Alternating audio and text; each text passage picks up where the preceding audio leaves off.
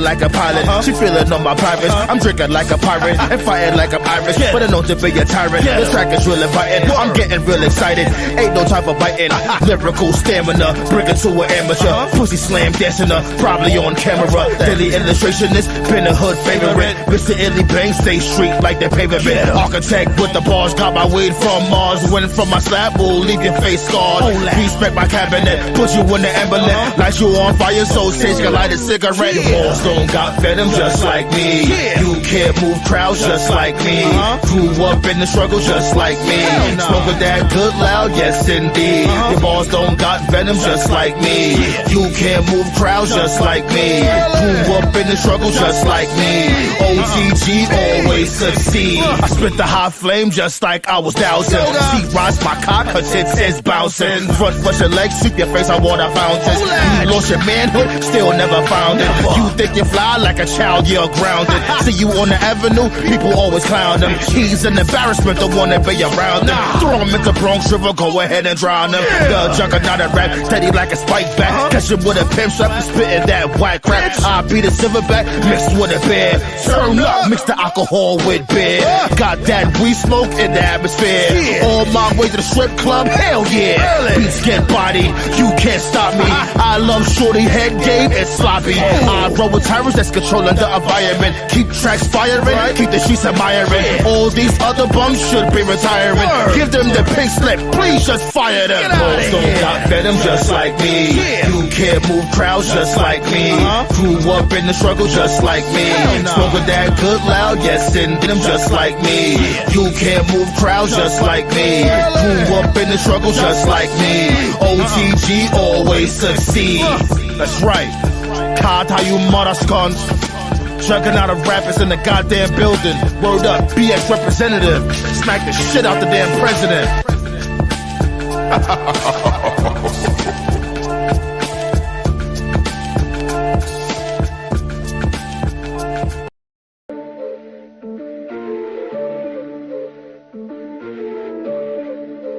Executioner! Welcome to the club where them niggas get the bullets. Loaded up guns with the trigger and we pull it. We got bad bitches twerking cause they do this. Run up on us, you get dropped, bitch, you stupid. Stupid, you don't want me pull a knife to a ring fight. Switchblade, blade runner on the king, right? Magic killer on the floor, devil in your six. The art of finesse by fucking on your chick. We don't throw down in the air, we just shoot up. Your girl want a beast king cause she chews up. I'm too sweet on the lips, now she booed up. She don't fuck with losers, her niggas just screwed up. These niggas thinking you're the realest, fell off the floor. Started laughing at you stupid niggas. Life is war when you out here grinding and you hustle. I'll make sure that you niggas won't scorn. I'ma leave your ass scorn. Call me Jay White and I'm the switchblade. Hit the blade runner on these bitch maids. Why you little niggas play with Beyblades? You bow down to the king, I'm your sensei. I don't give a fuck what you say. Get your ass whooped like Buffet. I finesse 3 or 4s like Chris Bay. Yeah, you can keep your mouth closed. Caprende. I'm over here while I'm with the Bullet Club. Switchblade, hit your belly, good to be your dub. Me and LP, gotta get it out the mud. Pulverizing hot beats, that's what I love. In the VIP with the vets be, cause the game stay cold like Gretzky. We not playing basketball, don't press me. Man, which dude want their face messy?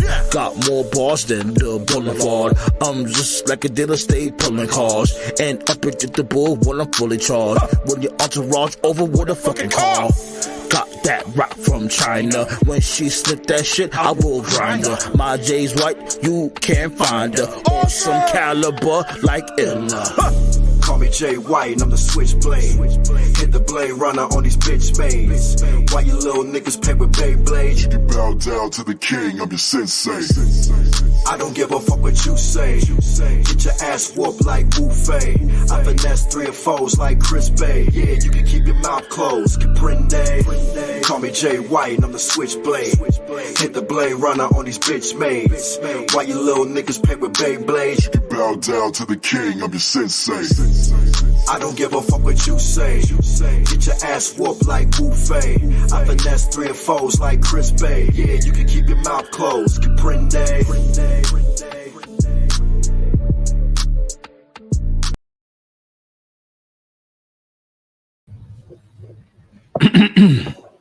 One, two, 1, 2.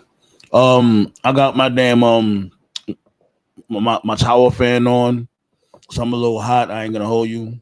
So let me know if y'all can hear the tower fan. Like I hope I don't sound too distorted because of it.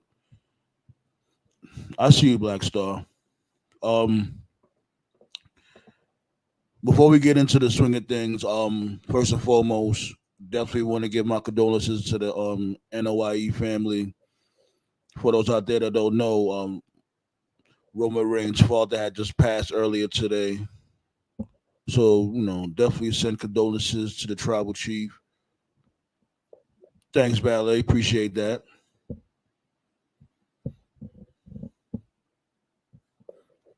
You know what I'm saying? That's first and foremost. I think he was 79 years old, so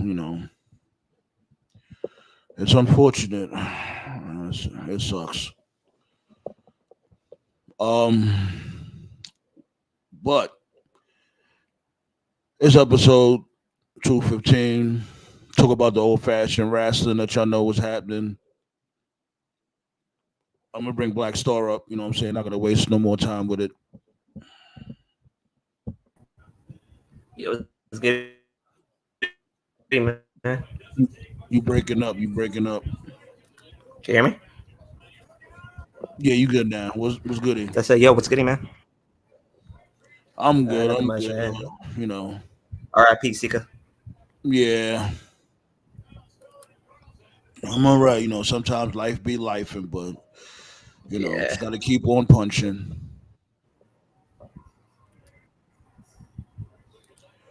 Um, Yeah, I hear you, man. yeah, but other than that, I'm cool. You know what I'm saying? That's good. That's good. The Yeah, funniest yeah, he was part, 79, Ballet, yeah. yeah, he lived a great life. He lived a great life. So more than likely, they're gonna talk about it on SmackDown. I won't be surprised they'll tribute SmackDown to Sika. Yeah, probably take some time off of NXT and talk about him as well. Right. Oh man. Hold on real quick. I'm trying to adjust this. Well, you can talk though. Go ahead. I'm just doing some But the adjustments. most interesting part of Monday night was when Uncle Howdy was interviewing himself, Right. and out of fucking nowhere, he just said, "How did it feel when your brother died?" Wait, what? That's he gonna say that because we all know that's Bo underneath that mask, of course, but I guess that's his alter ego, more than likely. That was like some interesting shit. I mean, I liked it, but it was some interesting shit. Yeah, it was cool. It wasn't too cringy. I guess you could say it was cool. It was I guess in a way it advanced what they trying to do here. And then you got Nikki Cross and then this dude Michael Cole. Michael Cole at envelope or whatever that shit was. Yeah, like Pat McAfee had a family emergency. I thought he died. Yeah, yeah. According to Wrestling Inc., I think. Yeah. No, I'm bugging. Is it Wrestling Inc.? Let me be sure. Yeah, it was Wrestling Inc. Yeah. Um, hold on, let me pull this up real quick because I had the article here. Give me 1 second. I'm gonna find it one more time. But I think there was something about. I think it was a stepfather. I think it was. But I was like thinking about a couple of things, right? Because like tomorrow night Hold on, give me 1 second. Hold on. Okay, I found it right now. Okay. okay. Yeah, according to Wrestling Inc., the article was by Ella J. Pat McAfee shares tragic news with viewers, explaining his WWE Raw absence. Cool. Okay. Let me scroll down because the ads and all the other silly stuff. At the top of last night's episode of WWE Raw, Michael Cole revealed that his normal broadcast colleague Pat McAfee was not present at the show. As such, The Miz temporarily filled in for him behind the commentary desk. Naturally, many fans concluded that McAfee's absence may be a part of the ongoing storyline involving the Wyatt Six stable. According to McAfee, though his absence from Raw came on the heels of some heartbreaking real-life familial news. He says, yesterday was a day that is obviously a day that will be remembered forever in our family because my father-in-law passed away unexpectedly after the talk show ended yesterday in the hospital here in Indianapolis, Indiana. McAfee explained on the Pat McAfee show. He had been in the hospital fighting an infection, and on Friday, we were told that he was probably going to be discharged by Sunday. They had figured it out, and he was going to be okay. So we are all in high hopes with incredible optimism. And then yesterday, literally as the show was ending, my wife calls me and says that I have to get to the hospital because there had been an emergency. Outside outside of his on-air duties with WWE, the Pat McAfee show, McAfee is a father and a husband to his daughter Mackenzie. Oh, excuse me. Yeah, to his daughter Mackenzie and his wife Samantha, whom he married in 2020. Yeah, man. So I was like sitting there and like and RIP to Pat's the fuck? What is that? Mewtwo? Yeah, that's Mewtwo. That's Mew as a Muslim. It's basically Mewtwo if Disney controlled Pokemon. Crazy, right? Respect to Islam. Nate, you good? You there? Yeah, I'm here. I can't take the Yankees serious. They can't beat the fucking Mets. I'm done. Get the hockey season. I know it just ended yesterday, but get back to hockey. I can't watch balls. So I was watching.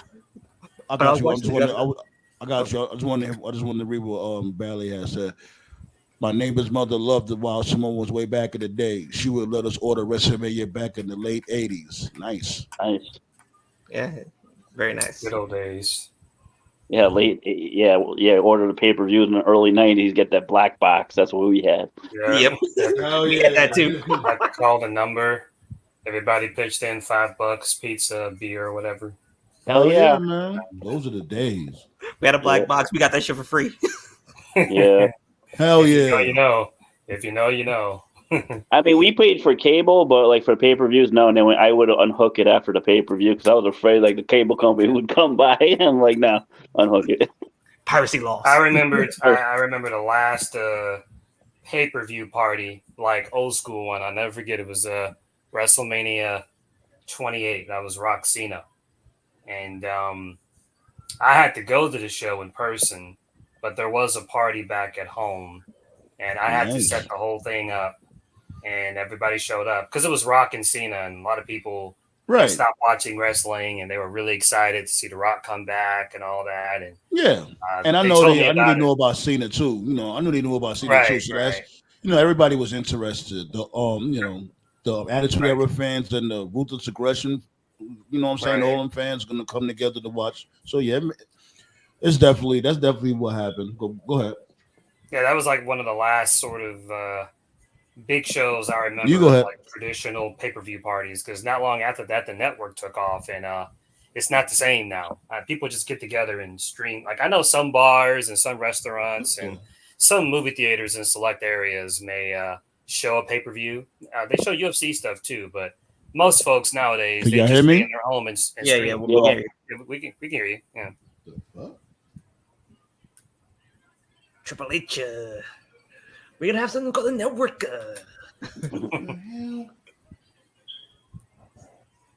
We having some issues over there? Someone did a Mike Myers What was it? Kanye? No, who was the guy? Triple H hates black people or something. Who was it? Kanye West? Who the fuck was the guy? Oh yeah, Yeah, that one. MVP. Yeah, It's yeah. like I can hear you. Wait, hold on. I can hear myself, but I can't hear you guys. This shit is Really? tripping. That's weird. Uh-oh. They're coming to get us. That's it. Yeah, we can hear you just good.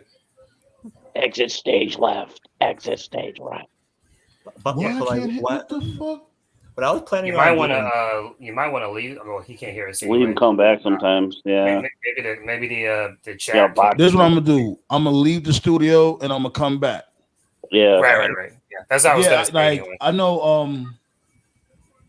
I know you guys can hear me, but I can't hear you guys. I don't know what the fuck is going on. But I'm gonna leave the studio and come back. I'm gonna bring this dude CKO up. Already. but I was like thinking about things. What up, TKO? What up, y'all? I love the Mewtwo look, Toe. Thanks. But I was like thinking about yesterday, right? Well, not yesterday, but like earlier today. The first round of the NBA draft is tomorrow, and I know for a fact no one's gonna watch that shit. No. because like I was looking at the prospects, right? I didn't know at least 95% of like literally I did not know 95% of the prospects that were coming out of this year's draft. It was just a French dude, 2 dudes from UConn, and like a few Serbians. So like I remember back in the day, Vince Carter, and that's Vince Carter. He didn't leave to his junior year in North Carolina. Yeah. I don't watch the NBA draft ever since that Patrick Ewing scam. They pulled in '85 with that fucking cold envelope in the back. Rig. Chicken's almost done now. What were you saying about the MVP thing, Nate? Huh? MVP. Yeah, you mentioned MVP. Oh no, I was talking about the Triple H that meme today with Mike Myers and the guy from the Hurricane Katrina. You know, George Bush hates black people, but it's Triple H hates black people. Kanye West. Okay, what Kanye? Okay, I was like, what Kanye West? I was like, yeah. Damn, time flies. What was that? 2004, 5? Oh, 5. Yeah. 5. That's a reference to MVP trying to get himself fired. Basically. Oh, okay. Yeah. He was throwing shade, saying that he did what he could to bring back the Hurt Business, and the powers that be told him no, including Triple H, or so he is implying. So that's because the Hurt Business. Yeah, you see this dude, Henny guy. This Goofy dude, Mewtwo. something's wrong with Toe. That's because the Hurt Business had one massive problem,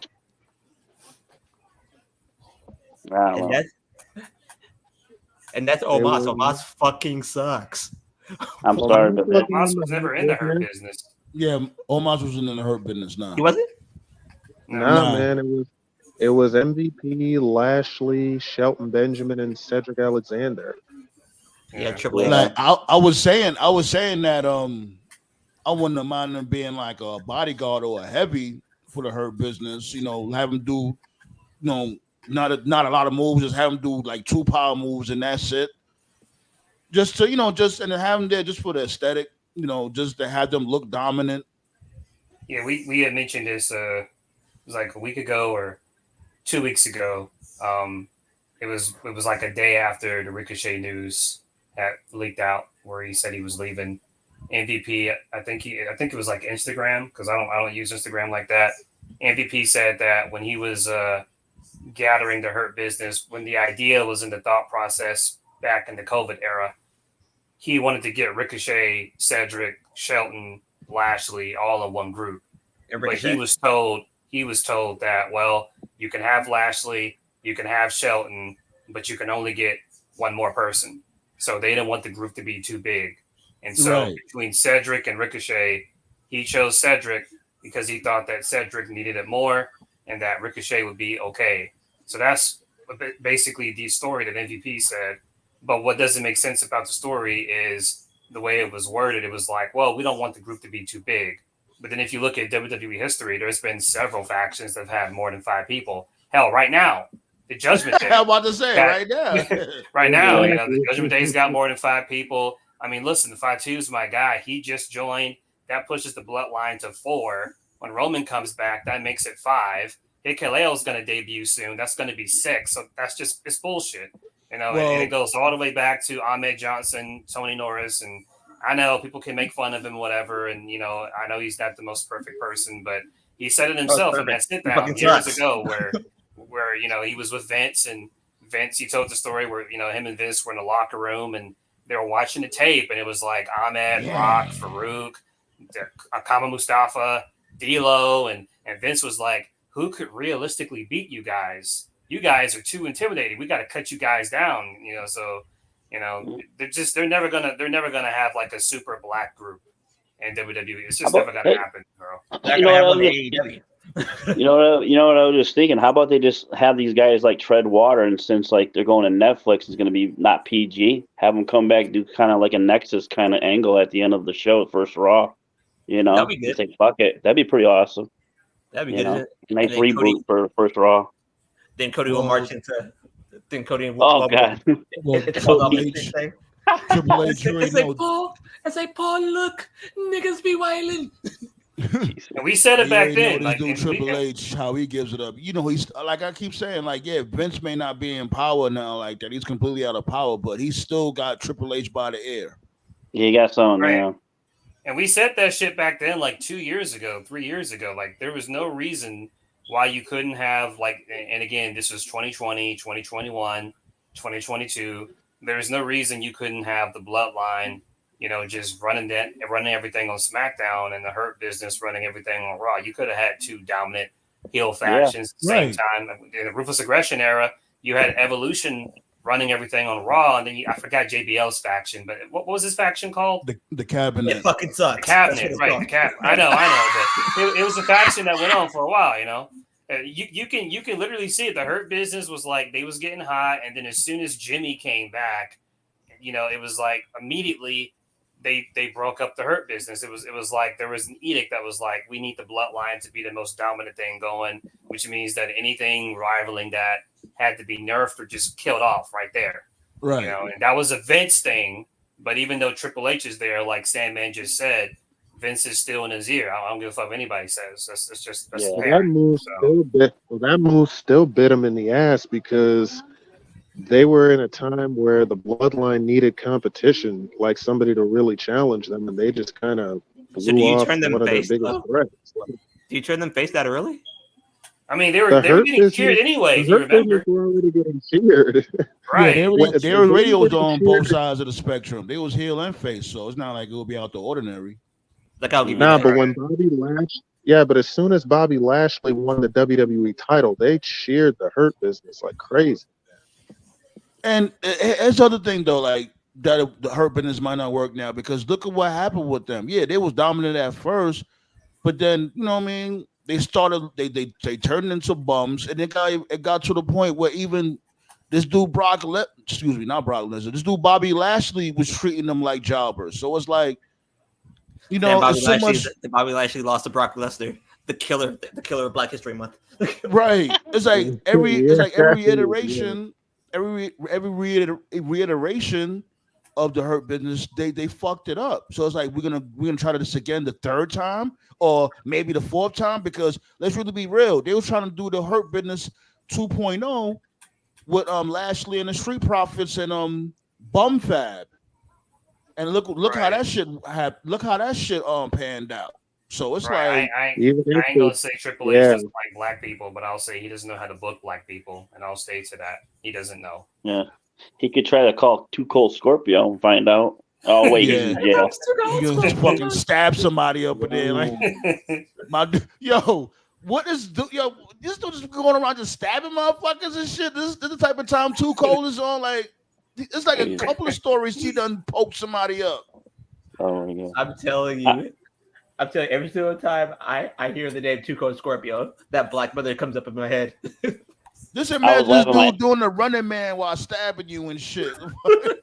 I was laughing my ass off when I read the story, because one of the injuries was in the buttocks. I was thinking of Forrest Gump. I got shot in the buttocks. Oh man, the buttocks. The buttocks. So Henny guy said the corporate ministry was up there with NWO members. Yeah, that's what who said that in the last show? I said about, that. I said the corporate ministry had 95 people. Yeah. Because I was saying who had more members than the regime, McMahon Helmsley regime. Shane was coked out of his mind in that theme song, by the way. Yeah, buddy. So this dude Too Cold, like, what's the deal with him? Like, they had locked him up. I guess he was a security guard at the place, and some guy would try to smoke inside the place, and they went outside, and he pulled a knife. I guess Too Cold pulled the knife and started with the guy. He was the aggressor. And the guy that like, you already got the dude outside the venue. If that's what happened, yeah, you got the dude outside the venue. You did your job. Why are you going out there? You just wanted to stab somebody, sir. Let's really be real. Yeah. He's like, New Jack, this one's on me. He had a 40. He started stabbing.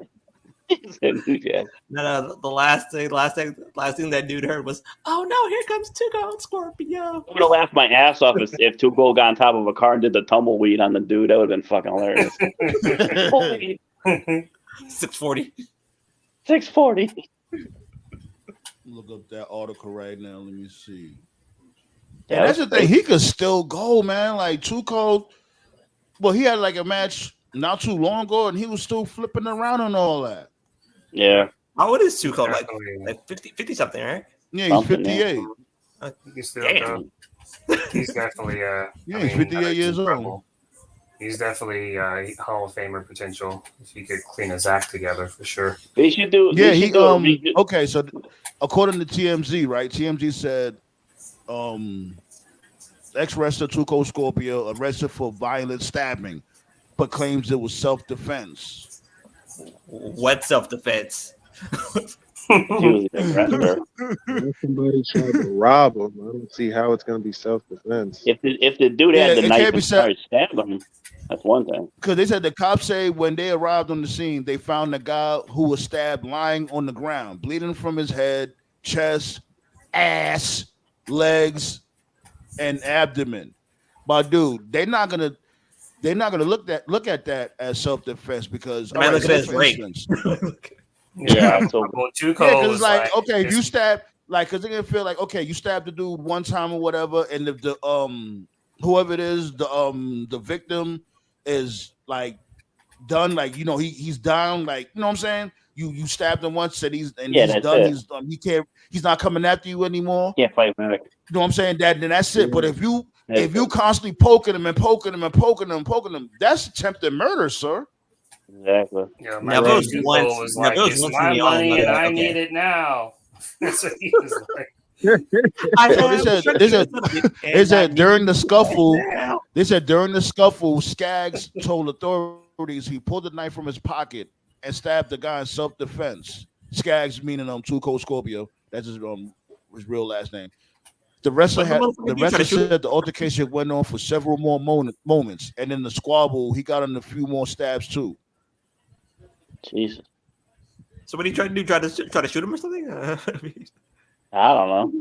That's the only thing. Like this, all right, this is how it started. This how it started. It started like this. He said, okay, authorities say Too Cold Scorpio told them he was working as a security guard at the store when he saw a man who had lit up a cigarette inside of the establishment.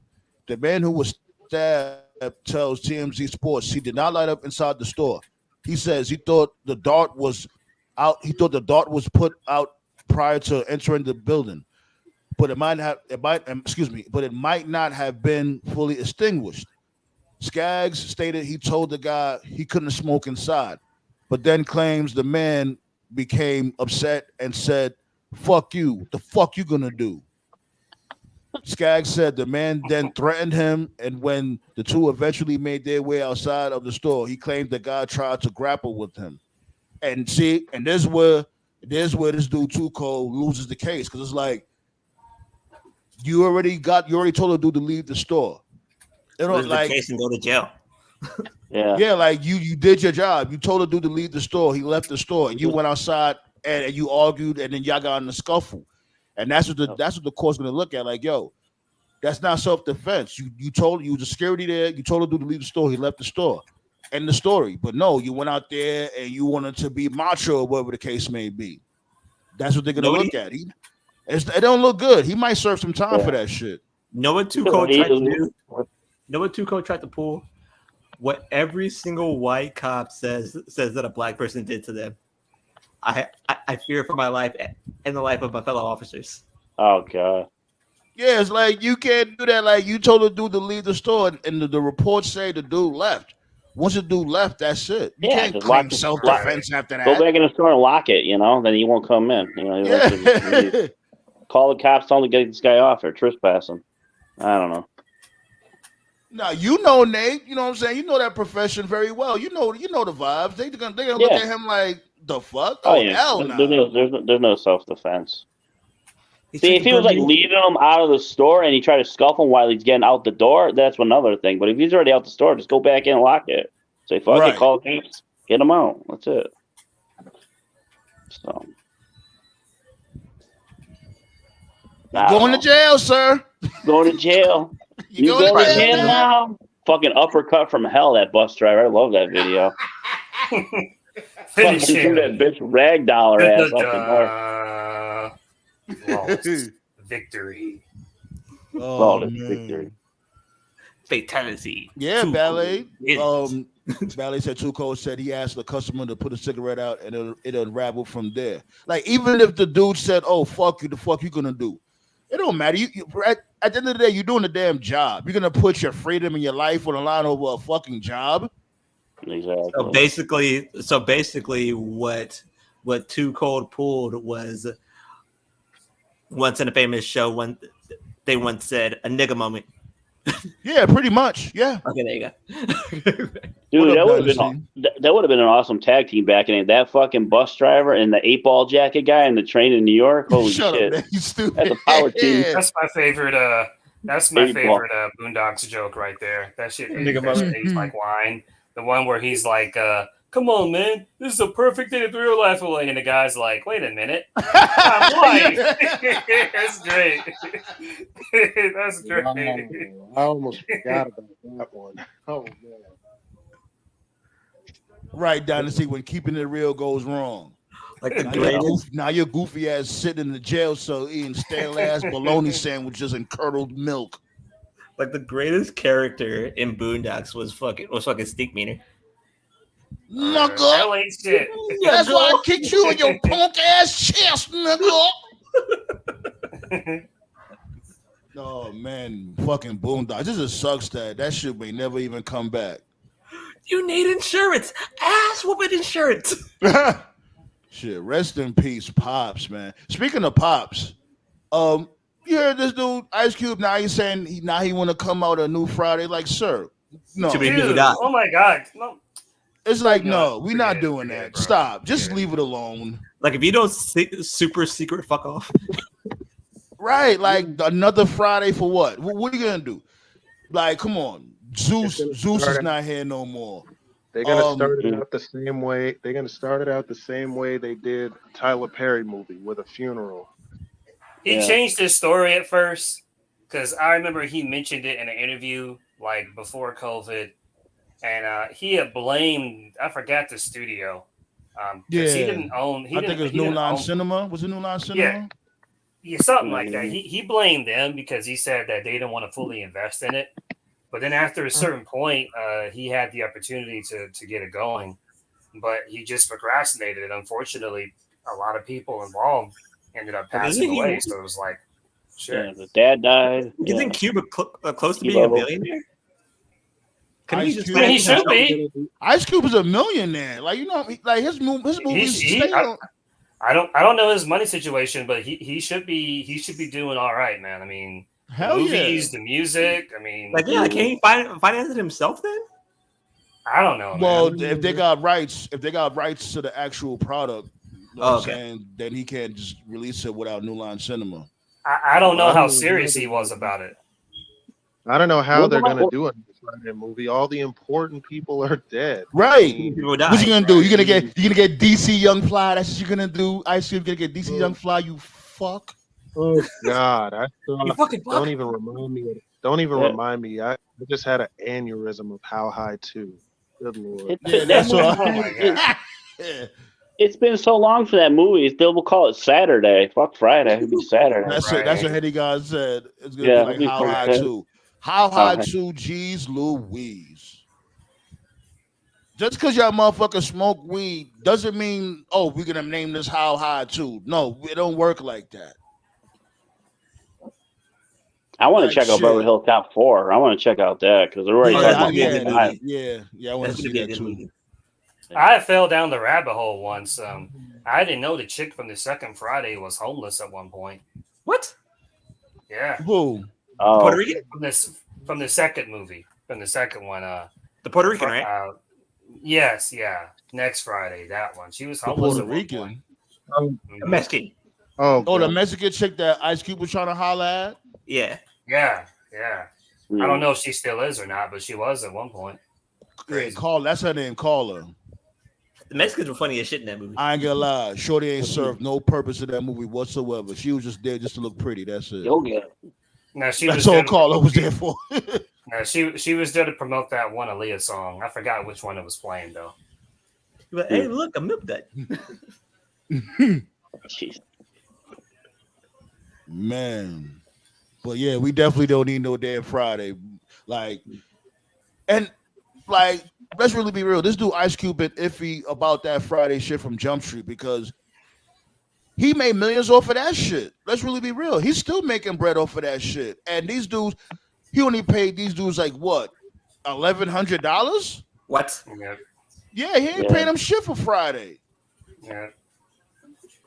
The only Yeah, I way I heard can about Pop see that. said another. that shit before. Pop said that shit before he had passed. I think he was on DJ Vlad. One of them interviewed him, and he said, "Yeah, Ice Cube only gave me like what 1,100, some shit like that. The- He ain't pay him shit." The only way I can see another Friday movie, it would have to be y'all remember The Best Man, right? That one with Yeah, hell yeah, Yeah, that was a good movie. That shit is mad funny.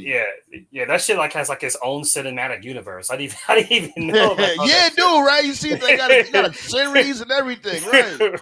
Right. The only way I can see another Friday movie is if like they do one more called Last Friday, where like Craig escapes the hood and he's like living in some like nice suburban area by Like in himself. Brentwood. But Like, they already did that. That was next Friday when he went to Rancho. I know. But this time it's just him. Like he's like on his own. But then like And then Day Day finds characters him. from right. But then like characters from like all three movies, they like hunt him down and they like surprise him for like a surprise like birthday party or something. But it would have to be a combination of characters from like all three movies because so many people Yeah, it would have to be. unfortunately like died. So Like Day Day, with new Smokey. characters. Yeah. You have to take characters from all three movies while introducing new characters while still doing cameos. But it's like, fuck, how do you do the cameos? Because so many of them died. Right. So it's like shit. And it's like that's the cameos. Like now, you're gonna get these Instagram comedians to do cameos. Ain't nobody here for that shit because not all Instagram comedians are funny. right. They all fucking suck. So let's move on. There's actually some that's funny, but it's like most of them they did trash. I just don't be sitting there appealing most of these motherfuckers. Like, you know what I mean? Get your bread, do what you do, but that doesn't mean I have to like your shit. I know Nate and I, we went off on that one guy. What's his name, Nate? Matt Rife. Is that Oh, his Matt name? Rife. Oh my god, that guy sucks. Who? Yeah, that guy. Yeah. He's a white dude. I know. he's I know who. he- I know who that is. He's a very comedian. He's a fucking Justin Bieber fucking comedian. A Justin He's a- Bieber comedian. What does yeah. that He's mean? a very Which means he fucking insecure. sucks. He's a very insecure white fuckboy comedian, and a lot of girls find him to be very That's why. handsome. If he was Yeah, he's ugly, he one of would those- suck. No one would like him. No girl would like him if he was ugly. Right. He's one of Mm. those. He's one of those comedians where it's like a lot of girlfriends and wives will go to the show and take their boyfriend/husband with them, and it's like if you go on YouTube, like just go on YouTube right now, if anyone's listening to this, and put in Matt Rife stand up. His audience is like 90% girls. They're mostly like young, like in their 20s, 30s, and it's like they see him as eye candy and shit, right? But here's the thing, and all comedians do this, some do it more than others, right? He's not really telling jokes. All he's really doing is he's just roasting people in the crowd. And that's fine to do that like every now and then. But when you do it like for a whole set, like 2 hours of roasting people, you're not a legit comedian. So he was on the dude who does like the MMA shit. Rogan. Joe Rogan. Yeah, Rogan. Joe Rogan. Yeah. He was on Joe Rogan. Bally said he's right. Not He sexy. He was on Joe Rogan's show, and then Joe Rogan, Joe, he's on his own type of bullshit these days. But even Joe called him out on his shit because Joe searched him up and he actually had him on the show.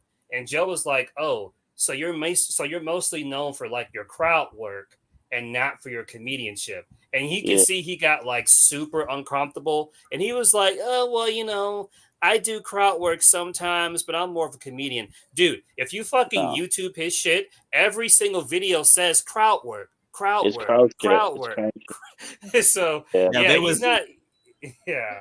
Now, that guy Andrew Schultz is coming to Connecticut. I hope we get comp tickets to his show. I'll go see him. He's funny. I like him. Andrew Schultz, I'm not gonna lie, he's fucking hilarious. Yeah, now if it was me, like I went in that SpongeBob meme, like, man, does this guy suck? Yeah. Oh, brother, this guy stinks. Oh, brother, this guy stinks. What's nauseous and puts everyone to sleep? Your act. Like I said, if that Matt Rife guy was ugly, nobody would like it. No woman would like him. I can't blame him for the hustle. He know what I know. Bread is butter, I know. Yeah, but if you trash, you just trash. I feel you. So see, that's why, and even though totally different, genre of entertainment, that's why Biggie's is one of the GOATs, because he proved that if you have charisma, it don't matter what you look like. Chicks gonna fuck with you. So he'd be good. Matt Rife, I was thinking he'd be good, probably like improv. Remember like Whose Line Is It Anyways? He'd probably be okay at that. He was on Wildin' Out for a short period of time. Okay. So yeah, and because of that, he sucked. Other than that, like fuck him. My mom just loved that. He didn't. I actually saw Wildin' Out. He didn't really suck. But the thing about it is, he's better. Guys like Matt Rife are just better doing roast battles and not stand up. Yeah. Are his roasts at least good? Like when he roasts the crowd, are those at least good? Okay, but it's like he has some hits when it comes to roasting, but they're not like, oh shit, nope. So nobody can fuck with it. So let me just cut all the BS here. He'll be better on a show like Yo Mama. A show like that was my shit. I used to love that show. Sorta. Your Mama. Yeah, kind of sort of. I used to love that show. Yeah, like I know, like it was a right type of corny for me. You know what I'm saying? Nah, but Yo Mama was pretty funny. It just came on late. Yeah. It's going like 1 o'clock for like 2 hours. Yeah, like 11 hours. I was here for it. That one dude. That one dude fucking killed MTV. Fuck. What's that fucking show? Like it shows like loops of it. Oh, like, Rob Deerdick. Yeah, that guy. Ridiculousness. Yeah. He bought I still watch that shit to this day. I like that shit. It's silly.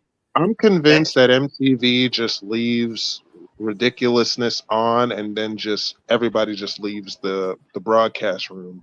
Because they don't serve especially Chanel West Coast with that annoying ass laugh. Oh god, that laugh is annoying. I heard she was a dude. That's what I heard. I swear. You heard that was a dude? I think Chanel West Coast looks like Minkus from Boy Meets World. But wasn't she pregnant? Yo, you stupid. She do like Minkus. But didn't she get pregnant and have a kid? Yeah, she had a baby. She's not on the show anymore, from what I heard. Oh, really? She looks like a dude. Good for her. Yeah, she looked like Minkus from Boy Meets World. That's good. Yeah, but yo, her laugh, hey, oh god, like she sounded like a damn chipmunk when she laughed. She sounded like Woody. She sounded like Woody Woodpecker with that shit. I ain't gonna lie. Like yo, shorty, that shit is not cute. That shit ain't cute. She lucky she got a pretty face because no one else would have tolerated it. Yo, I remember Oh when Charlemagne shit! put her on blast. When Charlemagne said she was trash. I'm like, damn, Charlemagne, you wanna like that's this ain't the Breakfast Club. You in her house and you telling her she's trash, even though she is. But still, All right, you violating. I gotta pivot, man. Why the fuck does that dude even still have a career, man? Why is he? I don't know. I don't know. I really don't know. I just got a quick update. Mets were up 9-2. It's 9-7. Fucking Judges hit a grand slam. They Mets spanked are trying to blow it. Mets are trying to blow it. Lol, Jeez. Mets. Go Mets. Well, you think they got good chemistry on ballet? These dudes from Ridiculousness, and I heard the dude, what's his name again? Stilo Brim. I think that's his name, right? Yeah. I heard that's a little kid from Hardball. You remember that movie Hardball? Oh yeah, Hardball. That was a good movie. G Baby. I heard that was G Baby. Oh, G Baby. Oh, he is. G Baby. I think that really is. G Baby. Get the fuck out of here! Wow. Look it up. Yeah. He is actually. Yeah. When You want to I play didn't know. bitch? I like that movie. You want to play bitch? When he got killed. Yeah, I ain't gonna lie. That blew my mind when I found that out. I was like, oh shit. Yeah, Dynasty. I guess TKO confirmed it because I heard the same thing also, but I thought it was just like motherfuckers trolling. But yep, like yeah, Stilo Brim is G Baby.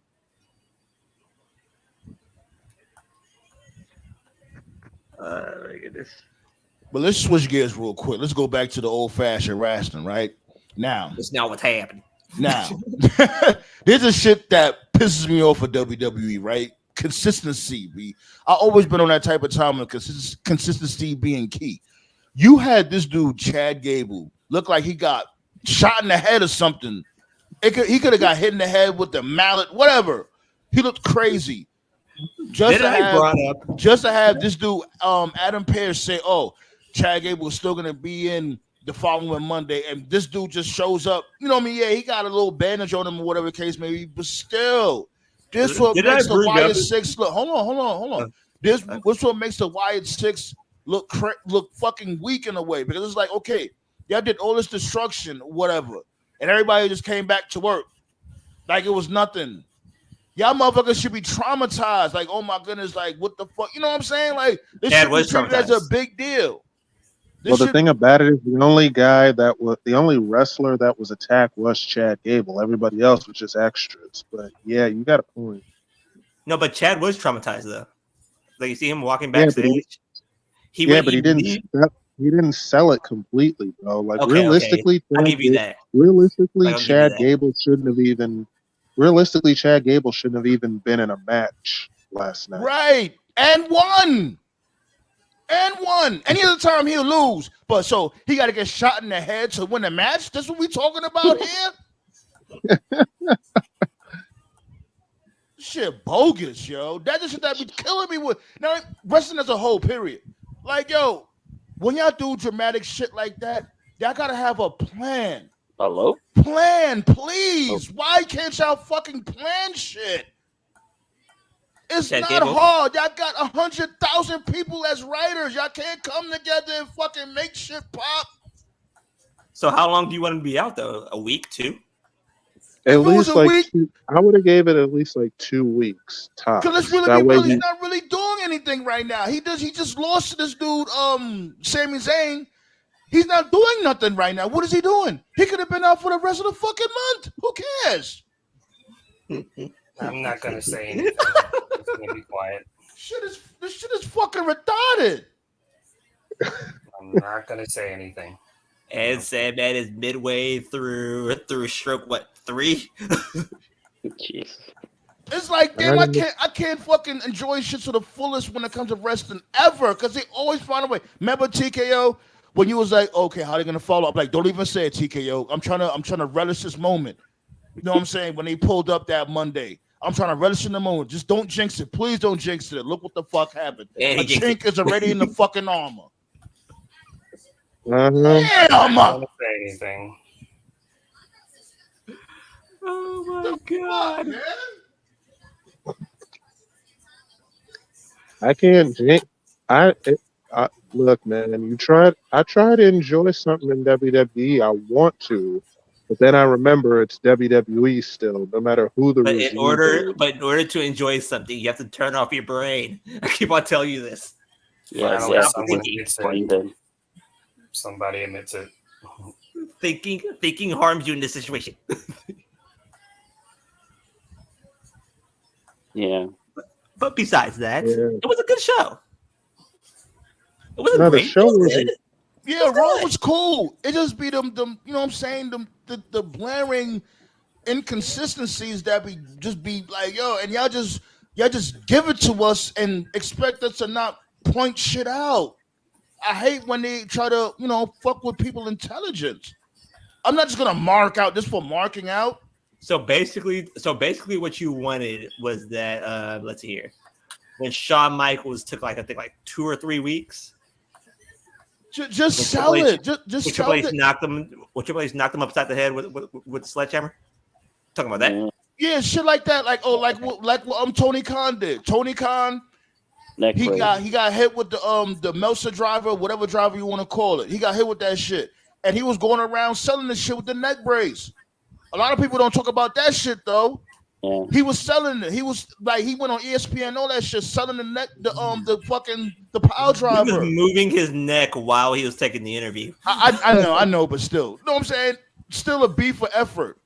Okay. Something else stupid happened. Something else stupid happened also was they had the bodyguards protecting Michael Cole. Then when Nikki Cross came out there, the bodyguards were just suddenly unconscious because reasons.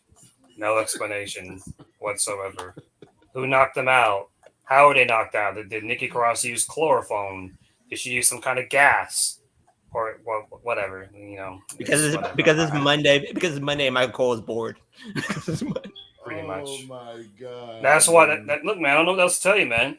Horror and wrestling doesn't mix. It just doesn't.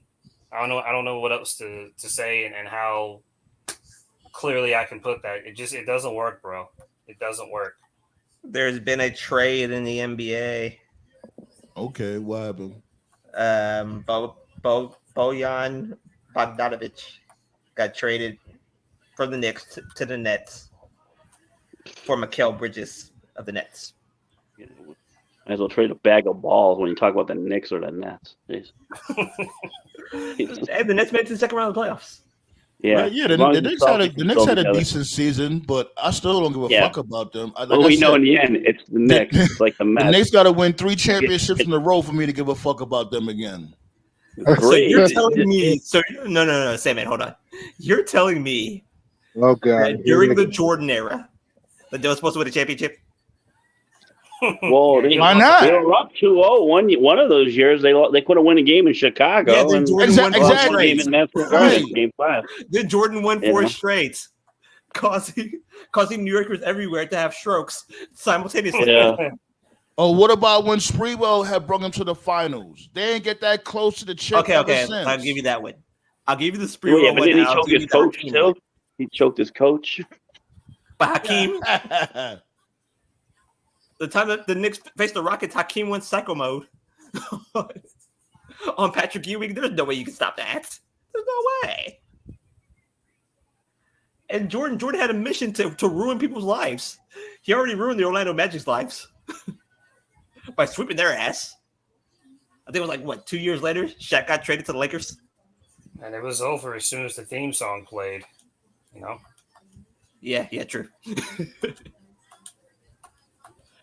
That team was on a fucking mission. Everybody was gonna die. Especially when Horace Grant celebrated in Jordan's face. That's what you knew when ball game over.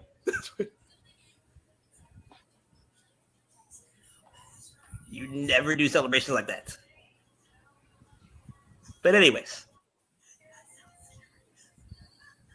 My goodness.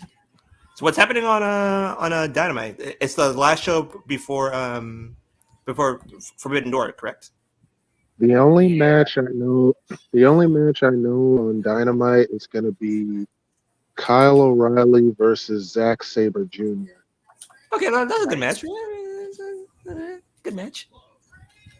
Speaking of Zack Sabre Jr., I would love to know y'all reaction if he loses to Orange Cassidy. Oh God, I'm gonna have a rant of a fucking century. Oh God. Oh, But anyways, Let me see. I thought that the person that should be facing Will Ospreay should have been Zack Sabre Jr. To me, that's the perfect matchup. Zack Sabre Jr. versus Will Ospreay, title on the line in Wembley. Makes sense. But I understand the MJF matchup. Even if he doesn't win the title, the MJF matchup is the best possible matchup. Will Ospreay might not even be international champion come Wembley. Who's he facing? Well, if he might, there you still got the possibility of Daniel Garcia, plus the Don Callis family could turn on him at Forbidden Door, which means Takeshita, if he doesn't win the ladder match, he's definitely going to beat Will Ospreay. How do you have four? How do you have 4 mid-card titles?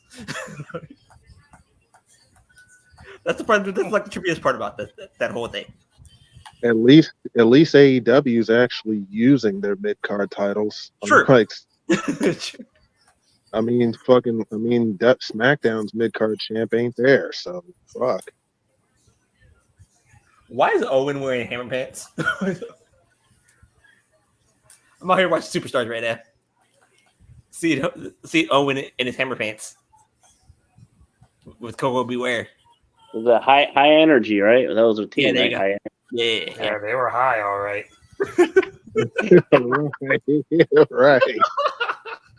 Right. Good Lord. Fucking lit energy. Yeah, dude, did you see Bret Hart the other day with Snoop Dogg? He was fucking lit. Bret was fucking lit. Yeah, no sober person sits there and says, "Hey, I know. We're gonna give you a fucking parrot, and you'll go out there. That'll get you over." No, they was on that good cush, bro.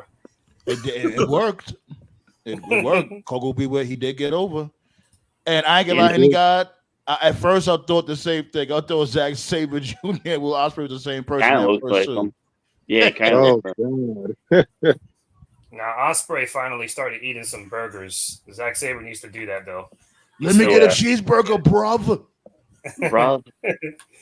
Nah, I don't care what nobody says. Will Ospreay is dangerously good. I love Ospreay. That's like, he's good. I like him. He's like another favorite wrestler of mine. Like once I watched one match of him, like I was hooked ever since. I love Ospreay. Man, his match with Swerve is gonna cook, bro. Who do you think has the brighter future? Jacob Fatu or Will? Good question. Will, I think Will is a little bit more established than Fatu. They're definitely gonna both cook, but just on paper, I got to give it to Will, just because unfortunately for Fatu, and you look, we're all for him. He's got some strikes against him right now, and he's gonna have to. He just saying that he's on AEW. Yeah, hear him. He said that he's on AEW. Hear him. Look. No, man, I'm just being honest. That's the reason why he took him so long to get a job. I'll fuck with you, my guy. I think they're able to get him at Money in the Bank in Toronto, though. I agree. I think it's Europe. Will aren't they around the same age? I know, Jacob Fatu. He's like what 30, like his early 30s or 30 and 32. Yeah, like 32. They're about 2 years apart. I think yeah, they're in their 30s. Yeah, they're around the same age, right? But it's going to be an interesting conversation leading up to these next 3 or 4 years. I think what helps Ospreay, and I'll never let him live it down, is Seth Rollins just needs to shut the fuck up because his Twitter game was awful. Oh man, I can't wait to. I really hope I see that match. I really hope I do. Like, wow, this dude Seth Rollins is still young and still healthy, somewhat. That match needs to happen. He needs to just not talk anymore. That fucking shit from Twitter a couple of years ago, like it was cringy. It was real cringy. Yeah. He really thought that Ricochet was better than Ospreay, and Ricochet is gone now. He about to fight Will Ospreay down. He about to fight Will Ospreay. Some people really think that shit is still an angle. Some people think like Ricochet is like gonna come back like a conquering hero and take out Braun Breaker. I'm like, hey, anybody could dream. If that's all right, until we hear Ospreay versus Ricochet, then that dream's gonna die. But Jacob's moveset is extremely impressive. Oh yeah, for sure. He reminds me. He's Jacob too, man. That man is going to be a star. And he slimmed down a lot. That's the dangerous part. He slimmed down a lot. Yo, he is going to fucking man. He's gonna rip that roster to shreds. That Uso splash. He has so much height on that Uso splash. Yo, word, you saw how high he jumped? Jesus Christ, man. Yeah, he broke. I heard reports said that he broke this dude Cody ribs. Then Cody went immediately to Triple H's office. They're like, "What the fuck are you doing with this motherfucker?" He was like, "Yo, let me get that CM Punk Z-Pack plan." The Triple H walked up to Cody and said, like, "No, you're signed for 3 years. You're my bitch for 3 years. You're fucked."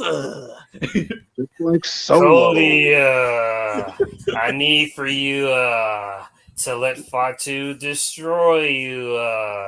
But why would I be destroyed on his debut? Because we'll pay you extra. It'll be good heat. We'll pay you extra.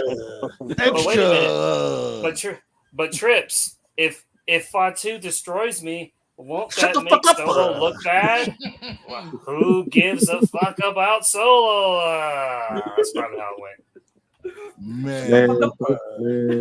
So wait, hold on. So, what are y'all talking about in the group chat saying that this dude, Solo might end up fighting this dude, Cody Rhodes at SummerSlam? Oh, he is fighting Cody. Yeah, it's a matchup. Lord have mercy. At Money in the Bank, bro. That's what I mean. That's what I meant when I said they might be able to get Fatu in Toronto because it's going to be a 6-man tag at Money in the Bank. Yeah, so they're really not going to pull the trigger. So they're really not going to pull the trigger on Randy Orton yet because they keep planting the seeds subtly here and there. So they're just going to keep milking it for like till WrestleMania or something. If Jacob gets the pin, then yeah, it's going to be Jacob versus Cody. Oh, it's going to be Solo versus Cody because Solo's going to get the winning pin.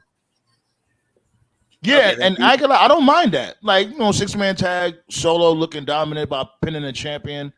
Fuck it. But it's like that still doesn't warrant him being the number one contender. Oh!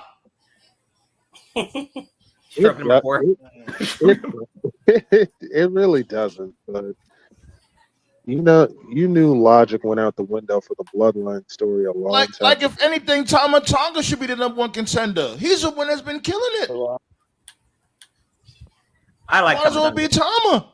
If you really think about it, Solo hasn't done nothing.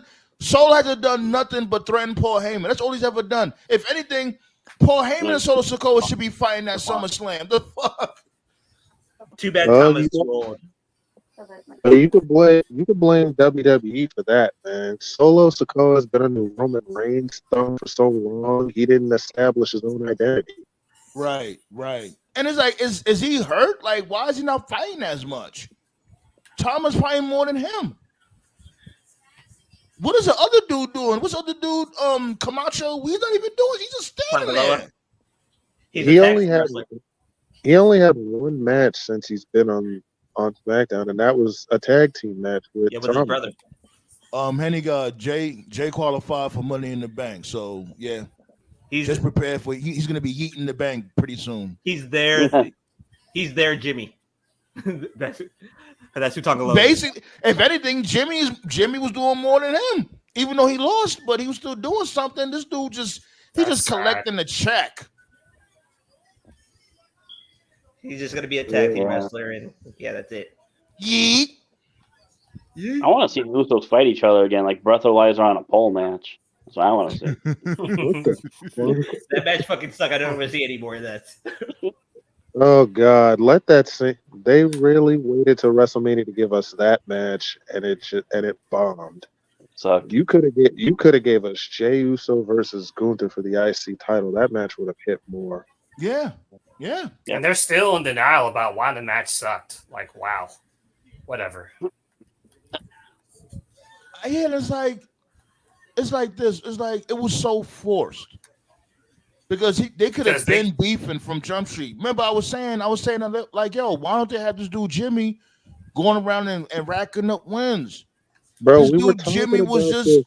it was Bro, just kept this saying dude Roman Reigns doja. They think the match was bad because they didn't have time. And I'm like, Jay, I love you. Time had absolutely nothing to do with that shit. Y'all could have had 20 minutes and that shit still would have been fucking ass. The story sucked.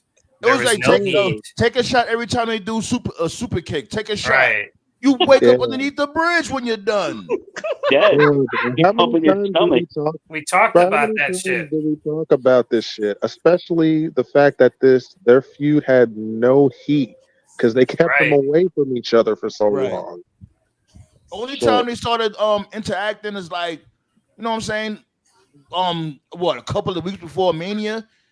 They didn't even do nothing to each other in the Royal Rumble. They just had to stare down in the Royal Rumble, and that's it. They just had to stare down, and they just went about their business. And we talked about it in the build up to the thing. The thing about Brett and Owen that people forget is that Brett and Owen worked because they were both good.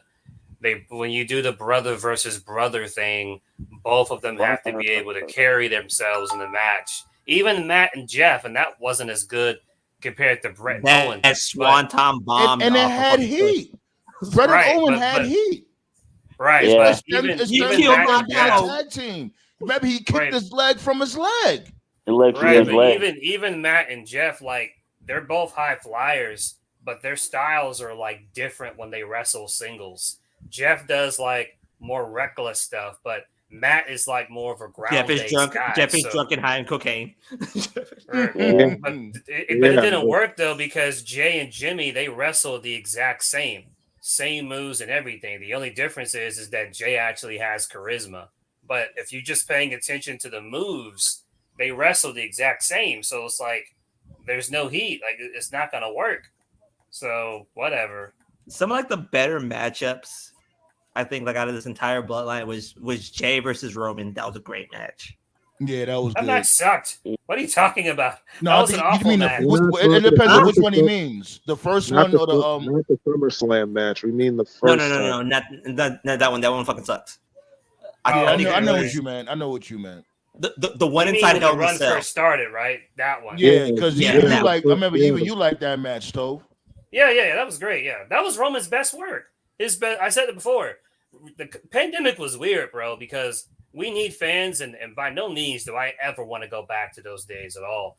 But some wrestlers were actually better with no fans. Roman's best work was when there were no fans. And when the fans came back, I actually thought he started going autopilot.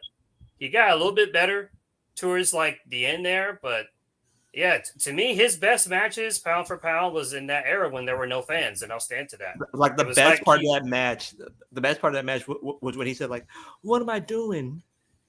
And like he started crying, and then he put Jimmy immediately on that fucking guillotine choke. Yeah, right.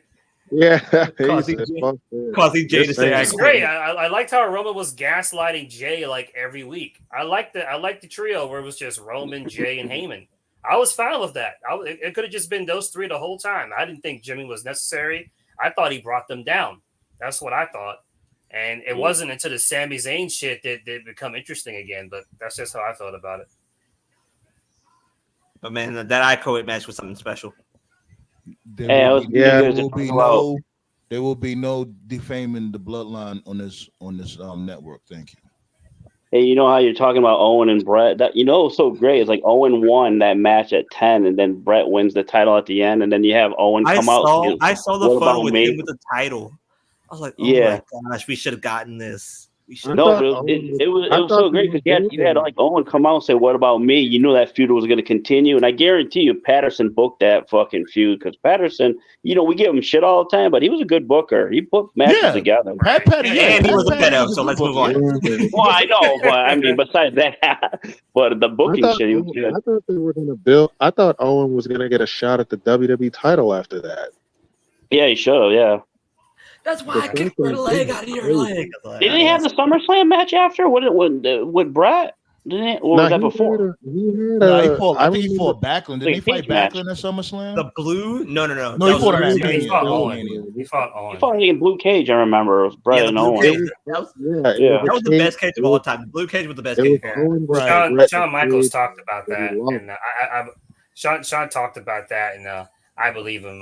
Shawn said that like when Owen came to work, he didn't care about it like that, which wasn't a bad thing because Owen. He wasn't in it for the long run. He was going to retire early. You know, he already had a house bought out and everything. He wanted to retire by 40. But in Shawn's own words, basically, there's two types of wrestlers. The wrestlers that come to work and you're like, all right, what do you got for me today? And then there's the wrestlers that come to work that tell creative, okay, here's what we're doing or here's what I'm going to do. And he was saying that Owen was the first one. So Owen didn't push for it. That's why he didn't get it. So he was implying that if Owen had pushed for it, he probably would have been champion, but he didn't push for it because he didn't care. Because he didn't Macho be in Man the business along like anyway. that. Like Macho Man basically booked his entire match. Yeah, he was known as a perfectionist. Right.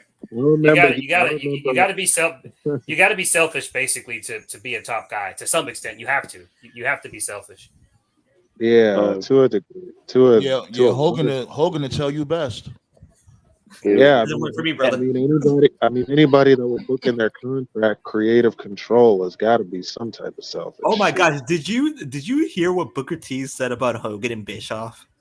Yeah, we spoke about that last show. Remember, we spoke about it on the last show. What hasn't he said about Hogan and Bischoff at this point that isn't true? But if you want to elaborate, go ahead.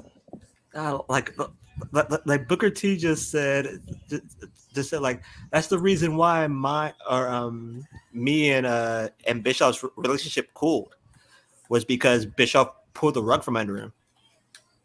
I believe that. He knew 3 days before that he was going to win the title. Sorry, Big. Yeah, and Hogan played politics. Like, Hogan played politics, and Booker was tight about that. So like, yo, come, like, what the fuck? And Booker spoke up. That's good on Booker. He spoke up about that shit.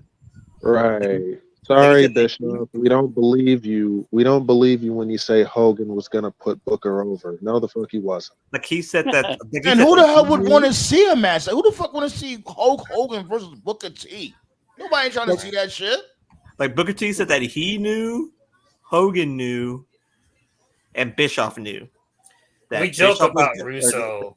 We joke about Russo a lot, but to Russo's credit, he knew that it was time to move on to like the newer generation, and Hogan just wasn't on that shit. He had a plan. Doesn't work for me, brother. Yeah, Bischoff always been on that type of time, pushing young time. I always give Russo that. He always wanted to be like, okay, let's build for the future. Let's build for the future. But that was also his curse. It's like a gift and a curse because it'll be a motherfucker that's still, that's still flaming hot. That's still white hot. And you'll be like, oh, like push him to the side. Let's bring up the new time. Like, nah, you can't do that. Like, honestly, you want to bring up the new breed, you know what I mean? But still, this dude is still white hot. Still use that person. Hence, the brawl for all. You know what I mean? He's like, well, make Bart Gunn the number one guy then. I'm gonna kill you. Remember what Jim Cornette said?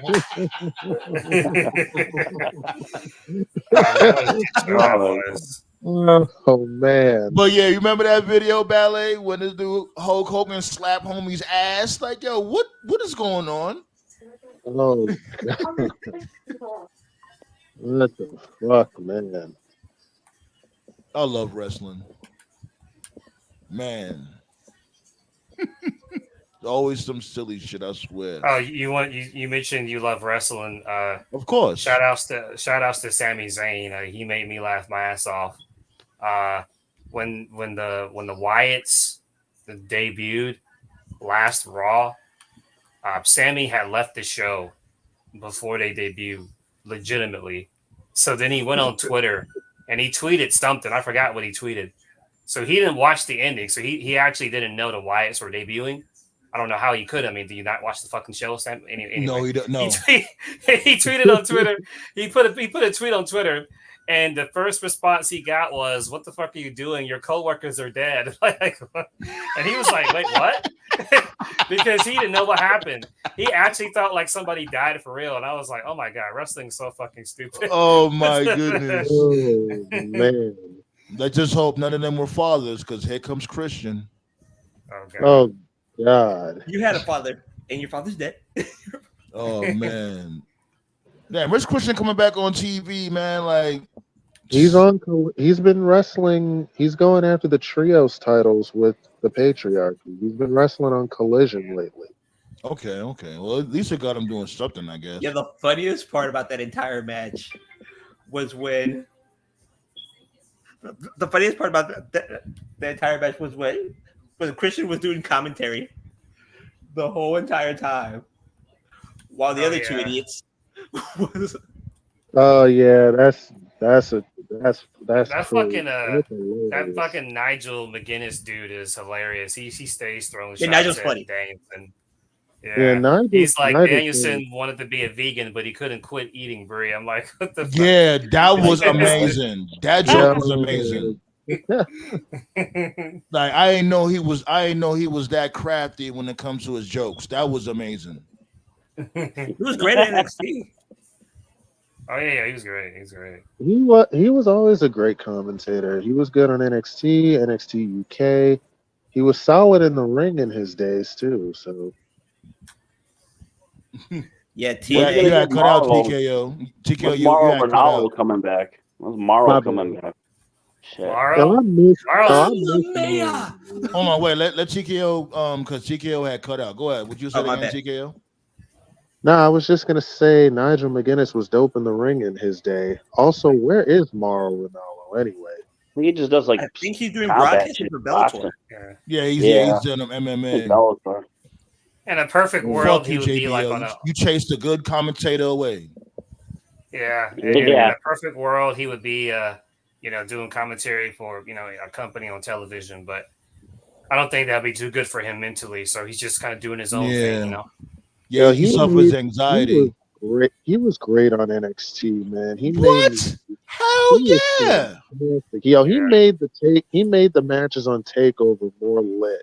That's why Black and Gold was so. Everybody played a part in Black and Gold. That's why it was so fucking special. Everything it's like the stars aligned. Everything just was in place. The blanks were filled.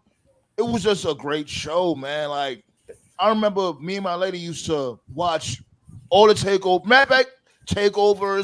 the program every Wednesday, like nothing. We never missed the episode. Yeah. And he used to get hate just like Samantha gets hate. You got this generation of wrestling fans that are used to people just phoning it in. Yeah. When it's like when they actually get somebody who's legitimately passionate about it, they're like, "Oh, this person sucks," and it's like, man, these dudes are fucking brainwashed, bro. Yeah, it's like, yo, what do you? And they're gonna be like, oh, Samantha Irvin got to be more like Howard Finkel. I'm like, what? I love the thing. God rest his soul, but it's like, why? Yeah. Why y'all want everybody to be the same? Real quick? All right. Yeah. Go ahead, TK. No, go ahead, Blackstone. Go ahead. Okay. Mauro Ranallo was NXT's version of JR. Yeah. Yeah, definitely. I like Mauro. It was Mauro and Nigel that were on commentary for them. Yeah, they were a great tag team. Or they were a great broadcasting team. Not tag team. It's like it just all fit, man. Like the talent, the lighting of NXT, the you know what I mean? These dudes, Mauro and Nigel. And as soon as they hold on, give me 1 second. As soon as they said, "Oh, NXT is going to the USA," I'm like, here comes the beginning of the end. It's just like I fucking knew it. I knew it. I'm like, here comes the beginning. Here comes the bum out. And then, now NXT is going to be 2 hours. I'm like, what are y'all doing? Amazing. It's amazing to me that a program was 10 years old and it was already in his midlife crisis. The only thing that's good, because I mentioned before that, I don't watch present NXT anymore. I do see clips on Twitter. The only thing that's good from the current NXT that I've seen is, I don't know the guy's name, the guy who does commentary with Booker. Does anyone know his name? Vic Joseph is good. Vic Joseph. I like him. Right.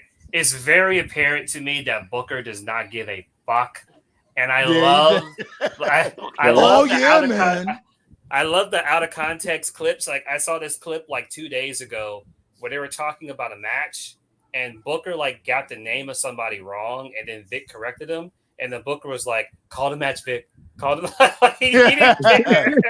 He did not care at all. And I was like, bro, Book, like if you don't give a fuck, bro, like I can use the money too, dude. Like what the fuck's going on, man? Like Vic Joseph, I ain't gonna lie. First, Vic Joseph was trash, but he definitely got better. He got better. There are two people that I like, or two wrestlers that I actually like on NXT. One is Trick Williams. I think that he's a dynamic wrestler.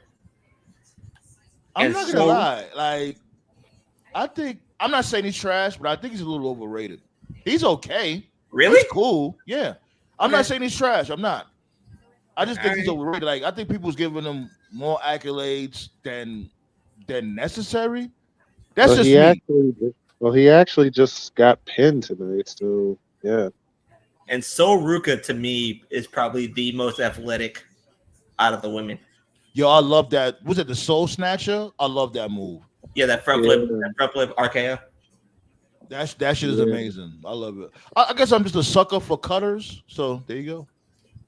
I'm glad my dude Wes Lee is wrestling again after that back injury. Yeah, he went through a lot, man. This dude Wes Lee, man, he's still punching. He's still punching. The craziest part about that, about that finisher, was that she did it off the ladder. I was like, wait, what?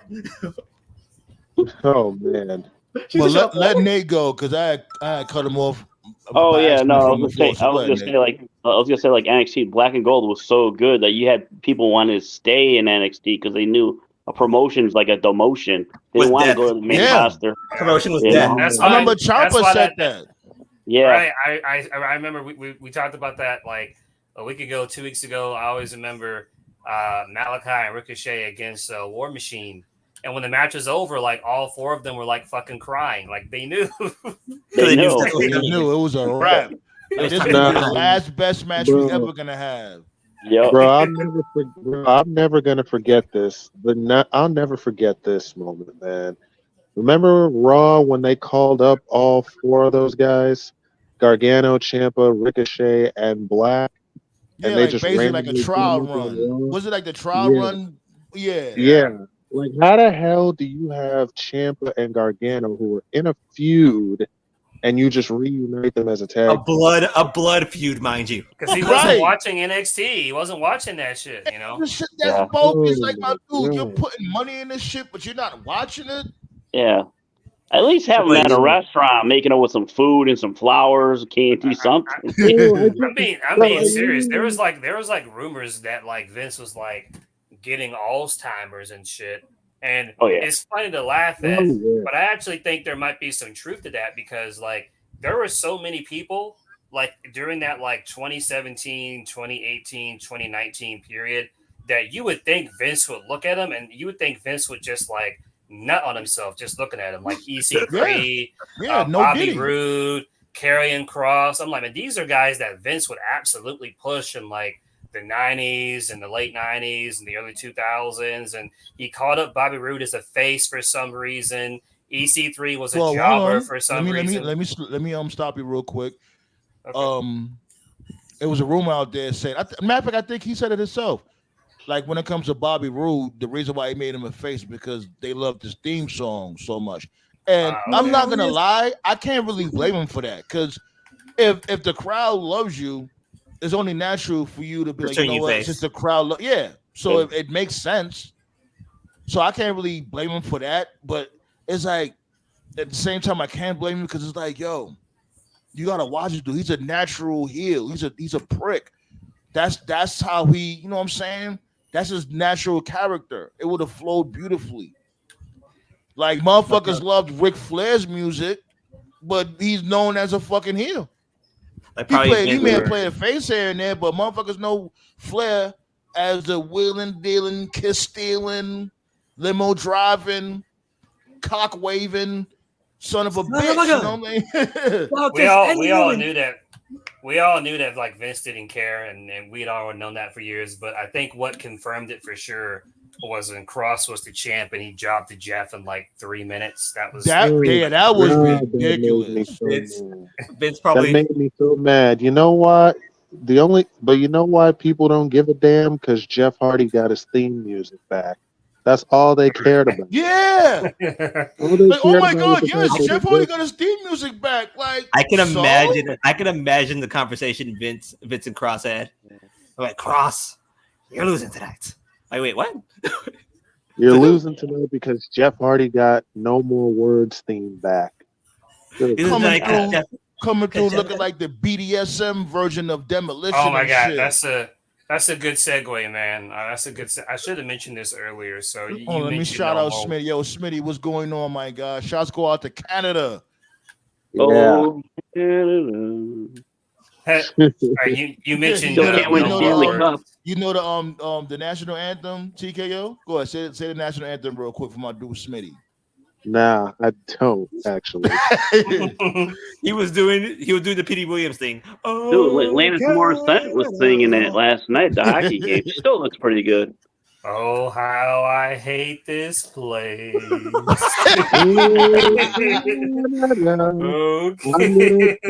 Hogan right in the face. You know, we fucking with you, Smitty. It's all love. You know what I'm saying? Thanks for pulling up, showing love to the table, B. You know the vibes.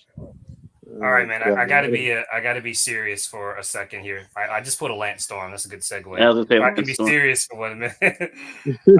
You mentioned No More Words. I talked about this in the Facebook chat a week ago. Matt Hardy recently blocked me on Twitter. I have been a fan and a follower of Matt Hardy since his version 1 days. He's got a YouTube channel. And the long story short is, on Friday, he uploaded a video on his YouTube about his decision and Jeff's decision to go to TNA.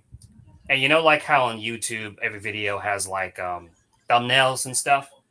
Yeah. And so on the thumbnail of the video, he put AEW like with a down arrow and TNA like with an up arrow. And the title of the video was called How AEW Devalued the Hardys. And I was like, what? I was like, what? So I had to click on this because I've been a fan of Matt for a long time. He's a very intelligent person, or at least I like to think that he is. And I want to hear what he had to say. And his own words, okay? I'm not even making this shit up. This is exactly what Matt said.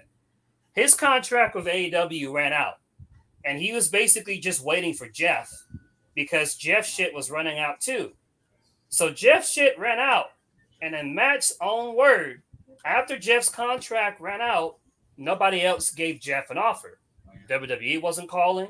TK didn't try to renegotiate something else. MLW wasn't calling. NWA wasn't calling. New Japan wasn't calling. Nobody was calling. Now, as I understand it, and Sandman talked about this, Matt has like an agreement with TNA where he's with TNA, but he's not like actually signed with them. He's just like, it's like an appearance kind of thing where he's like getting paid to make a certain amount of appearances. Handshake deal. A handshake deal, right? So according to Matt, Dreamer, you know, who's got some creative pull, Dreamer wanted to talk to Matt, but he wasn't really interested in talking to Jeff. And Matt was like, hey, Tommy, can you bring in Jeff? And Dreamer was like, well, if bringing Jeff in will get you to come, fine. So that's why Jeff made the appearance at the TNA show. So Matt says that he feels that TNA, he can be himself and that, you know, and that's fine. Because the broken shit started in TNA, he feels like he can be more of himself in TNA, and that's fine. But where the interview basically lost me is he said that TK didn't value the Hardys and how, like, you know, he was misused. Dude, first and foremost, my guy, you guys were going to win the tag team championships, and your brother fucked up again. What was he supposed to fucking do? Put the belts on you and then strip them? No. Yeah. Any booker with common sense would not book Jeff after what he did. He didn't trust Jeff. He didn't trust Jeff, you know? Yeah, and even before the Jeff Hardy shit happened, Matt, listen, you're a GOAT, man. You're going to be in the Hall of Fame one day, and I'm pushing for you, my guy. But listen, nobody was fucking to see you in singles matches like that, my guy. Like, it's not 2002 anymore. It's not 1998 anymore, man. You wasn't really doing anything as a singles. AEW, the kind of company that AEW is, AEW doesn't do supernatural shit. They're more into like wrestling and ring shit. Like the broken shit just wasn't going to work.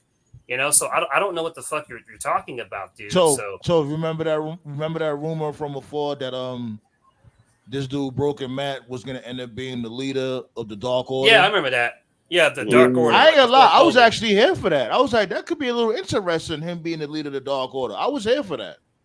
Right. But basically, the end of my rant is that he blocked me. Was he kept getting injured? Right. So wait, so that's just you commented on the actual post? No, what I did was he posted, it was a YouTube video, and then he posted the comment on his Twitter. He posted the YouTube link on his Twitter, and then I commented on the Twitter, and I said, Matt, I love you. You're one of my favorites, but like, why are you making up narratives? Like, your brother fucked up again, and you weren't doing anything as a singles shit. Like, he was managing like Private Party. Like, that didn't do anything for Private Party. I like Private Party. Private Party, but that shit didn't hurt. I think, isn't this dude Cassidy? Who's the light skinned dude? Brother Zay. Our brother fucks up and fucks up more. Isaiah Cassidy, yeah, I think he's from the Bronx. Really? Right. Yeah, or Queens, one or the other. Together too. So don't they got beef with their learning tree? I saw a rap battle. Yeah. Oh god. I saw a rap battle when Isaiah Cassidy got fucking ripped to shreds. So they're like, yeah. But it wasn't just niggas be wailing. Niggas be wailing. It wasn't just me. Like, there were other people in the comments that were like tearing Jeff apart, tearing Matt apart too, that were disagreeing. I'm guessing he blocked all of them, but I didn't say anything disrespectful. I didn't call him a bum or anything like that. I just said, like, bro, like, ain't nobody fucking with y'all like that, and your brother fucked up again. You know, because in the video, he didn't mention that. He didn't mention that Jeff fucked up again, because that was a big part. That was a big part to like why the shit didn't work out. He just kind of ignored that shit. And so I posted that on Friday. And that's the thing as a whole, not only when it comes to the Hardys or whatever the case may be, it comes with the whole talent. The wrestling world as a whole, they feel like, oh, they're above approach. You know what I'm saying? It's like how you just said, like, oh, you wasn't being disrespectful. You just told them what it is. Like, yo, Jeff, he's a fuck up. It just is what it is. It's a fact. And you want to get in your feelings, and that's what they that's how you think I started beefing with MVP. Yeah, Matt just blocked him because of he said something about his brother. He's just defending his brother, you know. That's the thing. That's what I'm saying. But that's what they all do. All of them do that shit. Now I understand if you be like, "Oh, fuck you, your brother's a junkie," you know what I'm saying? He didn't do all that. Right. And these dudes, these wrestlers, whatever the case with these performers, they, you know what I'm saying? They be feeling like, oh, we just all supposed to just glorify them every single day because they put their body on the line and we're supposed to just accept it. Granted, y'all put your body on the line, y'all do what y'all gotta do, y'all on the road. Yeah. But we didn't ask you to do that shit. You know what I'm saying? Like, and at the end of the day, we're paying you motherfuckers. We go to the shows, we buy the merch. You know what I'm saying? With our hard-earned money that we got a slave at a job for. We use that money to go, you know what I'm saying, go pay for y'all shit. And they have the nerve to be like, oh, y'all can't have an opinion. Just like it and shut up. Y'all wrestlers are weird. Well, one day Matt's gonna take a step back and say, you know, Jeff, you're a fuck up. I'm done with you. He's gonna do it one of these days because he has to. And y'all keep coddling this motherfucker. Yeah, that's the thing. Jeff been around a whole bunch of coddlers his whole fucking life. Let's call it what it is. Motherfuckers kept coddling Jeff. He needs a Sopranos intervention. And I understand this dude's a grown ass man. I understand he's a grown ass man, but at the same token, they gotta tell this motherfucker, like, keep on doing interventions with this motherfucker. Like, look, at the end of the day, like if I'm Matt Hardy, like, look, motherfucker, yeah, you my brother, no, but I got a fucking family, my dude. Like, I can't just keep telling you get your shit together. I got my shit together. Why you can't get your shit together? You're a grown ass man. You can do whatever you want to do, but you're not gonna be dragging me down along with your fucking goofy ass. And that's it. The fuck? Doesn't Jeff have kids too? Yeah, he got kids. So it's He's like married with kids too. If you're not going to change for yourself, like at least change for your kids, and you can't even do that. So it's like, well, shit, bro. Like, and then you got to think, what is Jeff saying? If Matt Hardy's sitting there telling people like, or like saying like, oh, I'm not going to take this gig because you're not going to bring my brother along or whatever. What is Jeff Hardy saying? Is Jeff Hardy saying like, yeah, don't take that job unless I'm coming through? Or is he telling Matt Hardy, yo, come on, you got a family to feed, man. Go ahead, man. Go get that. Don't worry about me. I'll be good. I'd love to be a fly in the wall for that conversation. Right. Now, if this dude is if he's doing the latter, now Jeff Hardy's sitting there saying, oh, don't take no deal unless I'm with you, he's a real piece of shit. Yeah. Right. I want to mention another thing that's related to this as well. JCD had mentioned this morning that there are reports about Miro and Keith Lee. There are some reports going around, nothing confirmed yet, that their deal will be running out as well. And the Keith Lee thing, the Miro thing, as well as the Hardy thing, it's a fucking sickness. And this is like the main reason why I really don't fuck with We're talking about alcoholism? No, not just that. Not just that. No. So here's the thing, right? Wrestlers do it and fans do it too. And what it really comes down to is that, like, listen, bookers make mistakes all the time from all companies. If somebody fucked up and they weren't booking you right, yeah, by all means, call them out.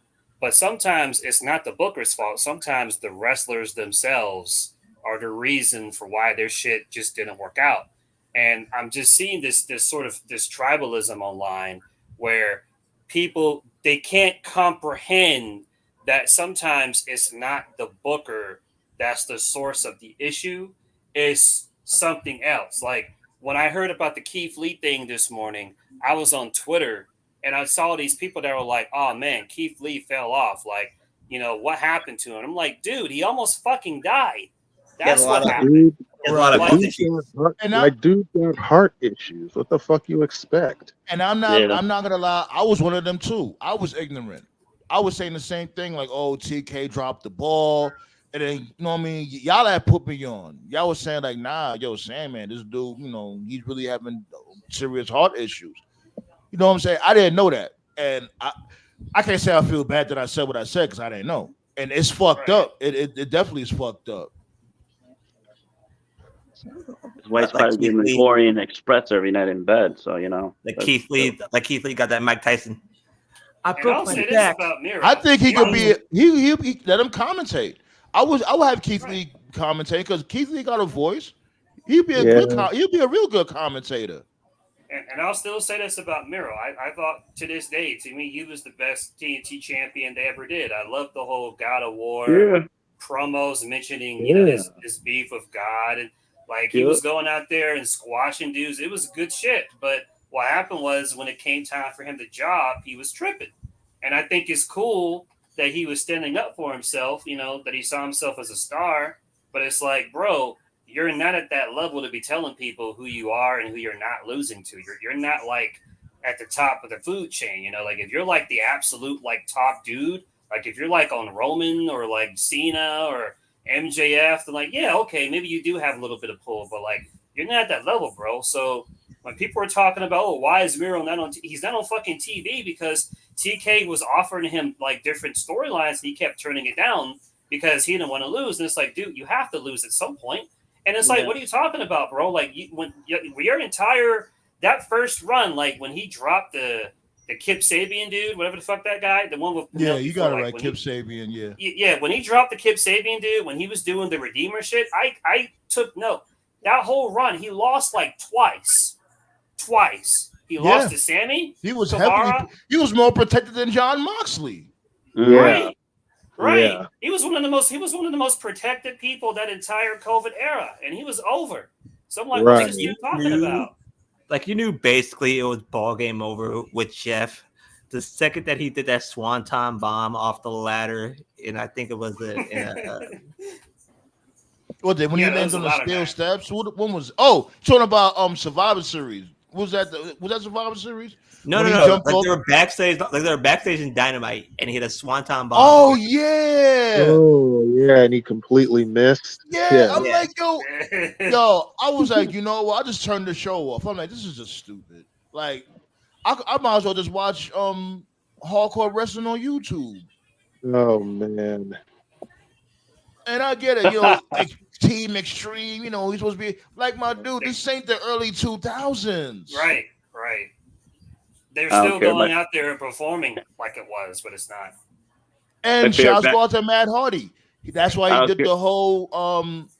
Give me 1 second, Nate. I got you. Okay. That you know what I'm saying. I just wanted to mention this real quick. That's why shouts go out to Matt Hardy. He switched up with the whole, the broken Matt Hardy gimmick because, as you could tell, when he does that character, he's not as aerial. He's more mat based. No pun intended. Yeah. I Go don't care. ahead, Nate. My favorite backstage thing of all time still is going to be Orange Cassidy getting a pop in the bathroom. Fucking Dusty would have loved that. Yeah. He's getting a That pop in dude the is shit, baby. As a matter of What fact, was that?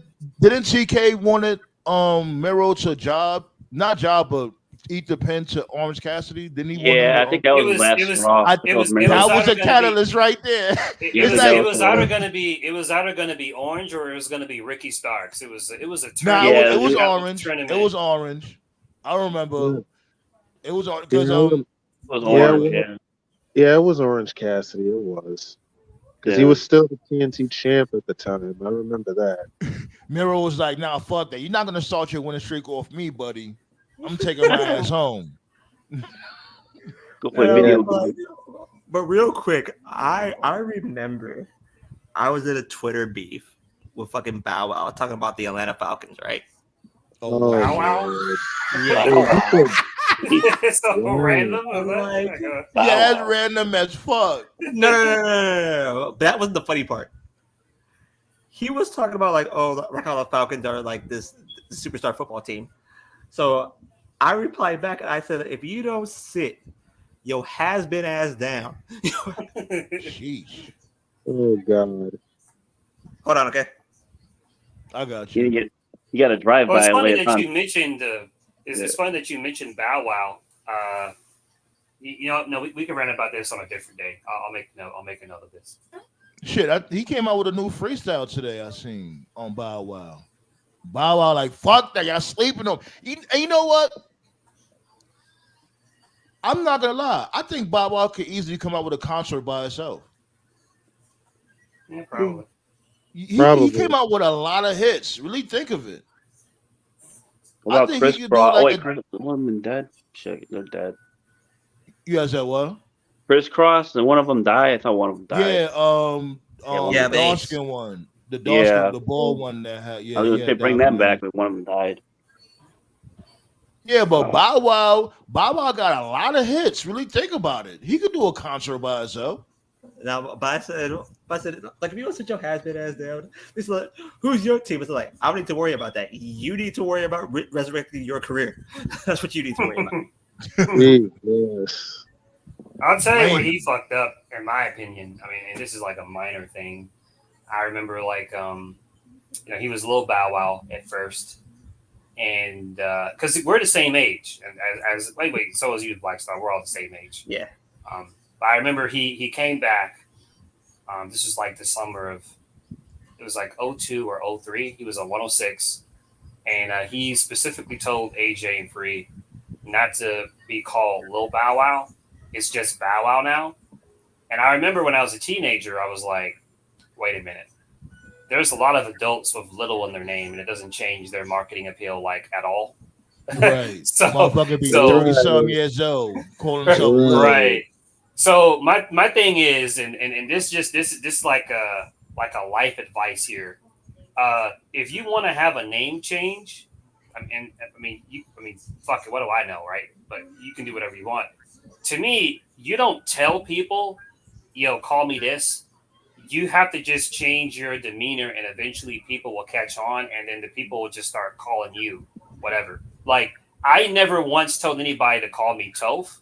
People just call me that because they're like, "Oh, you're too opinionated to be Chris, and you're not quiet enough to be Christopher." And That people don't just make started no calling me fucking Toph. sense. What? I don't get it. I don't get it. The point I'm making is like when you have like a nickname or some shit, usually people give it to you. You don't say, "Yo, call me by this shit." But anyway, Right. Yeah, like that's what I seen. Like I seen you, and Right. that's a funny thing. That's how I met Toph. Toph was in the Facebook group for like years. I didn't even know he was there.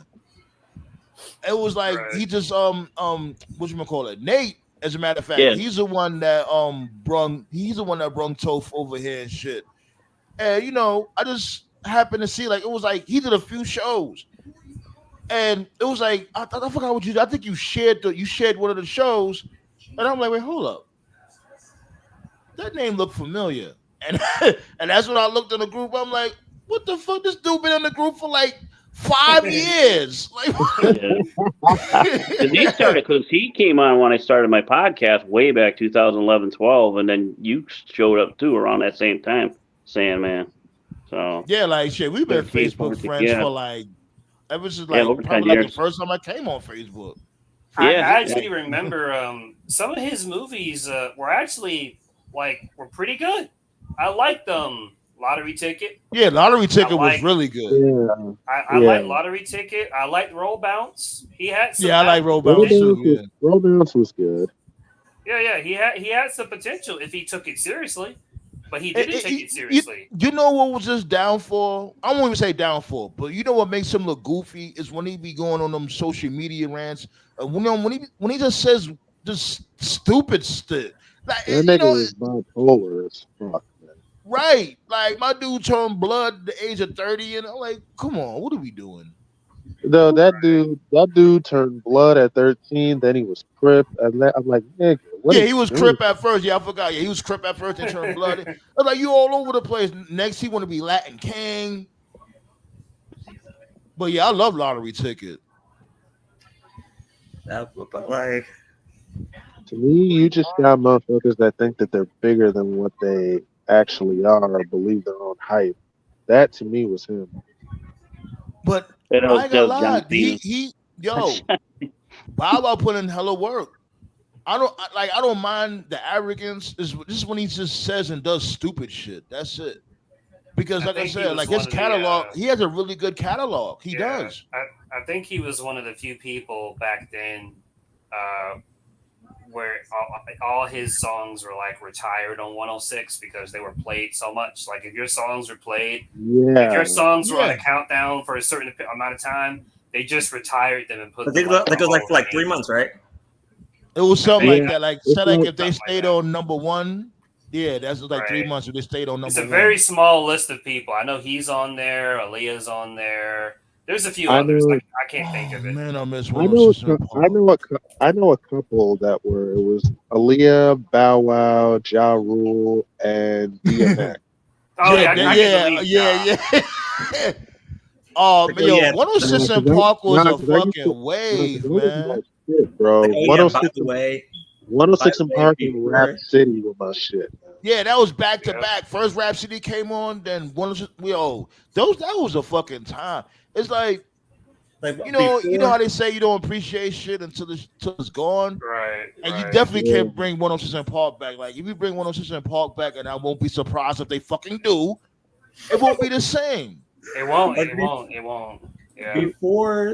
Before we or like after like we like continue this, I need to say this. Fuck you, Rob Deerdeck, for fucking up MTV, BET, and VH1 all at the fucking same time.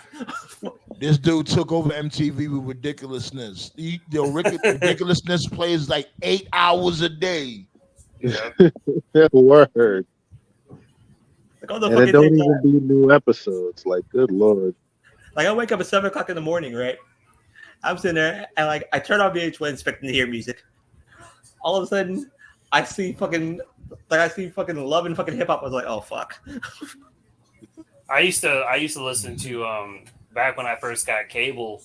when I finished high school, VH1 had like all these extension channels. It was like VH1 Soul, VH1 Hip Hop, VH1 Rock, VH1 like jazz and shit. And every morning every morning I turned my TV on to one of those stations when I was getting ready for school or work or whatever. And this is like, like YouTube had like just started, so social media wasn't like kind of the thing yet, and it was still going, like in the late 2000s, early 2010s. But like once you have shit like Spotify, and I think Spotify is like outdated now. No, I don't even know. Around that time, what came out first? Damn, it was damn. Napster. It was before Napster. Really? Oh, okay. It was something else. Oh, damn, I forgot what the name was. Limelight? Was it Limelight or some shit? LimeWire? LimeWire? Yeah. It was one of them, but it was another one. Oh, man. But those are the days, though, be like. Remember on Freestyle Friday? I lost I remember every single year. Every single year on New Year's Eve, BET used to always put the top 100 songs of the year. I love the top 100 countdown. Every end of the year, right, for New Year's. Yep. Since you mentioned that, the coolest thing they ever did, I remember it too, is to this day. You ever saw something so cool in your life, but you only saw it one time, and then the more years go by, you go back to that and you wonder, like, did I imagine that shit? Like, did that actually happen? The coolest thing that they did was in 2001. I know it was a kind of a fucked up year for a lot of reasons, but when they did those top 100 shows that you just mentioned, Black Star, most studios would just be in like one location. But when they did top 100, it was cool because it was like they counted down from like it was different hosts for different spots, right? Different spot, right. I remember like the hits from the Street Dude was like he was like 100 to like 80. Then it went to like Mary J. Blige from like 80 to 60. And like they were like in different areas of the country. Like Hits was in New York. Mary J. was like in LA. I didn't know they did that. Yeah, they did it. No, they did. I remember that because they had different hosts in different areas. One was in New York, one was in Atlanta, one was in California for like 20 videos. And I remember the funniest shit. I don't talk about my brother that much. We're kind of like, we're not really on the best of terms. But I watched the whole thing with my brother, and we had a bet on what number one was going to be. And I told him, I said, I bet number one is going to be Ja Rule. And he was like, there's no fucking way Ja Rule's going to be number one. And Ja Rule was number one. Why wouldn't he think that Ja Rule's like the M. Bison of hip hop at that time? It was Ja. Like I remember what Dave Chappelle said, who gives a fuck what Ja Rule says? Like Ja Rule, make this make sense. Ja Rule was everything at that time. Holla, holla. Everyone to get in there. Holla, holla is murder. Like I remember the top 100 songs. Ja Rule, Murder Inc. was popping back then for real. Like I remember the top 100 songs of all time. I think it was in 1999. And I think like number three was Dear Mama. I was like, I know what number 2 and 1 is. One of the best and songs. My brother said that's one of the best songs ever. Be like, especially when it comes to somebody like Pac, because Pac always been known for that bang bang, shoot 'em up, and revolutionary shit. Him just talking about his moms, and a lot of rappers don't do that. That's definitely what's up. Number 3 with Dear Mama. That's like we know what number 2 and 1 is. This is like, what is it? I was like 2 is Billie Jean, 1 is Thriller. exactly the way that I said it. Billie Jean, man. Not my lover. Woo! She's just a girl and says that I am the one. What's crazy about that time though, man? They even had Michael Jackson put out new shit around that time too. And the kid is not my son. Woo! I missed the Weird Al parody songs. Those are funny. Oh yeah, Yankovic, he was hilarious. But Michael Jackson had 4 out of the top 5. I remember when he came out to Rock My World, he had number one on that too. Oh man. And I was motherfuckers in need to Rick. stop those comparisons. Like these motherfuckers came in with the old, Chris Brown's the new Michael Jackson. You're born 2001 and shut the fuck up. Usher's the new Michael Jackson. And it's like, no.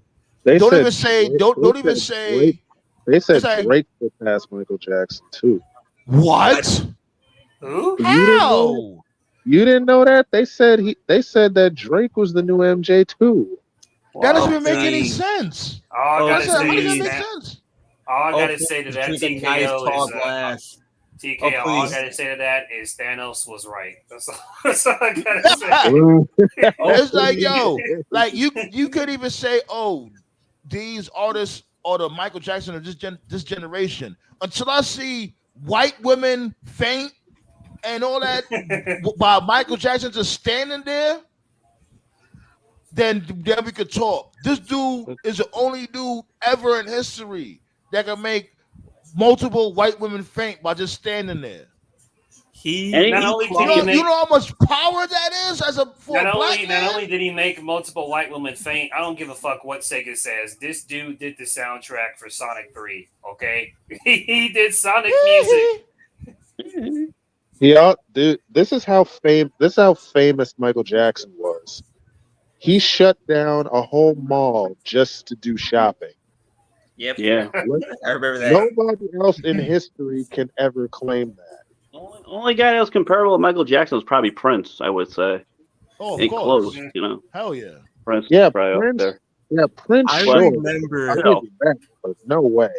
Yeah, still, I mean, comparable, but not close. You know, still not. It's Michael close. Jackson. It's Like I remember definitely me. close. Michael Like I Jackson, remember that's me and my That's like the nieces. closest you could get.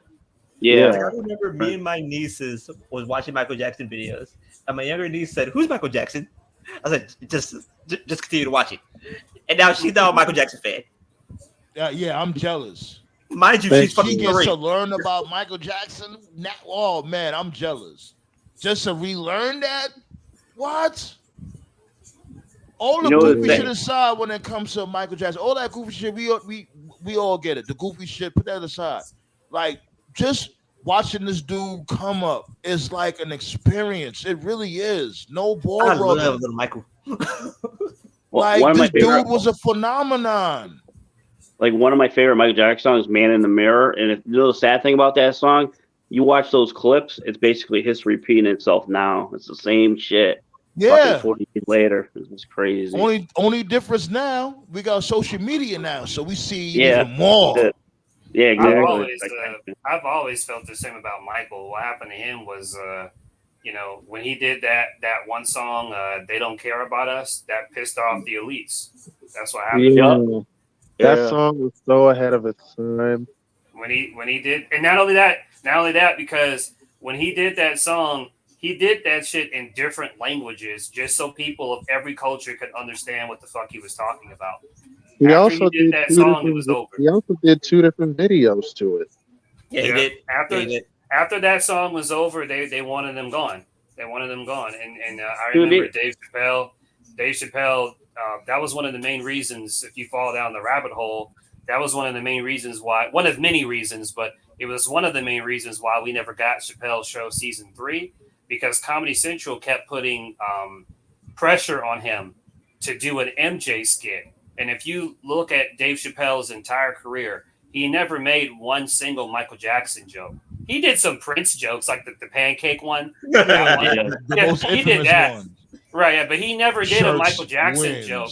bitches. He never did a Michael Okay. Jackson joke because he never That was- believed that shit. And they kept pitching him to do the Michael Jackson shit. And he said no. And every time he turned it down, they really kept pressuring him to do it. And that was when Dave knew something was up, because he was like, normally if you turn down an idea, Comedy Central was like, all right, cool. But they kept bringing it up. So he knew something was wrong. Yeah. Gay Yeah. louses. That's right. No one will be like Michael Jackson ever. Period. Because Nobody it's just a will. different time. Nobody will ever be MJ. Chris Brown won't. Drake won't. Taylor Swift damn sure won't. So y'all need to How get the fuck that. did that's the thing? How the fuck did Drake get in the equation? Do you I don't you know- what? Because he said You used to call me on my cell phone. I'm the new Michael Jackson. I killed it. Probably It don't work like that. You know what I always say about this. If you think that Drake and Chris Brown will be the next Michael Jackson, you were born in 2001 and you need to shut the fuck up. Like, come on. And Chris Brown, he's amazing too. Even though he's a piece of shit. Chris Brown said it himself. Chris Brown even said it himself that he's not in MJ's league. So if it wasn't for Michael Jackson, Chris Brown wouldn't even exist. Like, let's be real. Probably talking about Drake's coffee cakes. That's about it. That's the first time I even heard that. How the fuck did Drake get in the equation? Like, you knew it was ball game over the second Michael Jackson was fucking 12 and he said ABC. I've heard that I've heard the Weeknd guy compared to Michael Jackson. I still don't see it. That's preposterous. That don't make no sense. Listen, I love the Weeknd, but he's not in MJ's league either. Right. As creative and good of music as he makes, not even. When you get like a whole prison in China doing Thriller, Call Me, you know, it's like, holy shit. Right. Exactly. That's what I'm saying. Like, right. Dude, when you have one album from decades ago still go platinum every year. I think it's still like a number one seller. It's like it's up in the top 10 of sellers. That Thriller has been going platinum every year, bro. Wow. Thriller got to be diamond by now. Let's look that up real quick before we get up. Thriller got to be diamond. Bro, you know that you're the greatest of all time if you have a fucking debate about what's the greatest album that person ever made. Yeah. Well, Thriller is beyond diamond by now, bro. I'm looking it up right now. And just so y'all know, you know how you could tell nobody's ever gonna reach Michael Jackson level fame? Because we call it Michael Jackson level fame. Yep. Didn't he have like enough money to buy like Disneyland? He almost bought Disneyland or some shit back in the day. He made his own Disneyland. I know. Right. He bought Paul McCartney for half off. I mean, kids got in half off. Michael Jackson bought Paul McCartney's song catalog. Yeah. And he put an extra few million on top of it. Keep the change. How you give a motherfucker an extra few million and say keep the change? Keep the change. That's how rich you are, man. Money was not a thing to that man. What is that? Midnight? Was that Robert? Good point, Ballad Dancer. Good point. People brag today about Robert De Niro and Midnight Run. Wait, hold on, Nate. Let's see. Excuse me, not TKO. Let's say what Ballet said. Go ahead, Toe. People brag about today's artists having millions of videos views. Imagine selling well over 100 million physical albums. We stood in line to buy the Thriller cassette. Yeah, that's right. People don't do that shit anymore. People are not going to stand in line for really anything now. Now because everything is streamed. Right, but even if you could go in person, there's hardly anyone out there who's worth that level of hype. Even if it was available, you know. If you have a literal debate over what album is better, Thriller or Bad, that's how you know you're great. Dude, right. We're gonna have a fucking clusterfuck debate between Trump and Biden on Thursday. I've seen dudes do fucking PowerPoint presentations about debating Thriller and Bad. People will go into like 3 to 4 hour debates, giving like thesis statements, like they're like doing some research project for school or some shit. I hope Biden can climb the stairs at least, or find a way down. Yeah, that dude. How old is that dude, Biden? Dude, his social security card's in Roman numerals. I mean, he's old. I mean, come on. That dude's social security card is so old. Like, I'm surprised that shit ain't dust. He's got the ticket stuff when David fought Goliath. He's so fucking old. They're both fucking ancient, though. To be honest. Man. Stop electing people in the office that got 1 foot in the grave. I'm telling you, the next president is going to be, after this election, the next president is going to be either Hulk Hogan or The Rock.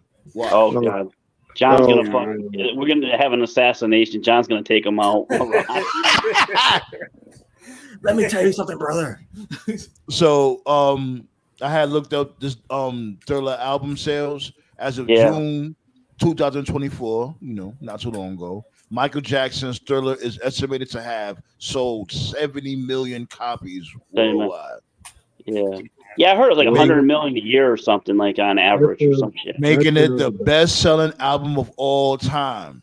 And the other thing too is a lot of Gen Zs will use like viewership online and be like, oh, so and so from right, like fucking 20, 30 years ago, like social media didn't exist. So like, of course, something new and current is going to have more views from something 30 years ago. Like people, this whatever. Gen Zs are weird. And it's unfortunately. It sucks because it's too much distractions. Nobody's not, chilling out and smelling the roses and appreciating shit because everything is just coming so fast. Pause. And that's what creates ADD. Everybody's in a rush to see what's right now. Yeah. Everybody's, want to live life fast because it's at the point now we have no choice but to live life fast because everything is, information, all that shit is just at a rapid pace. And if you don't keep up, you get lost in the sauce, unfortunately.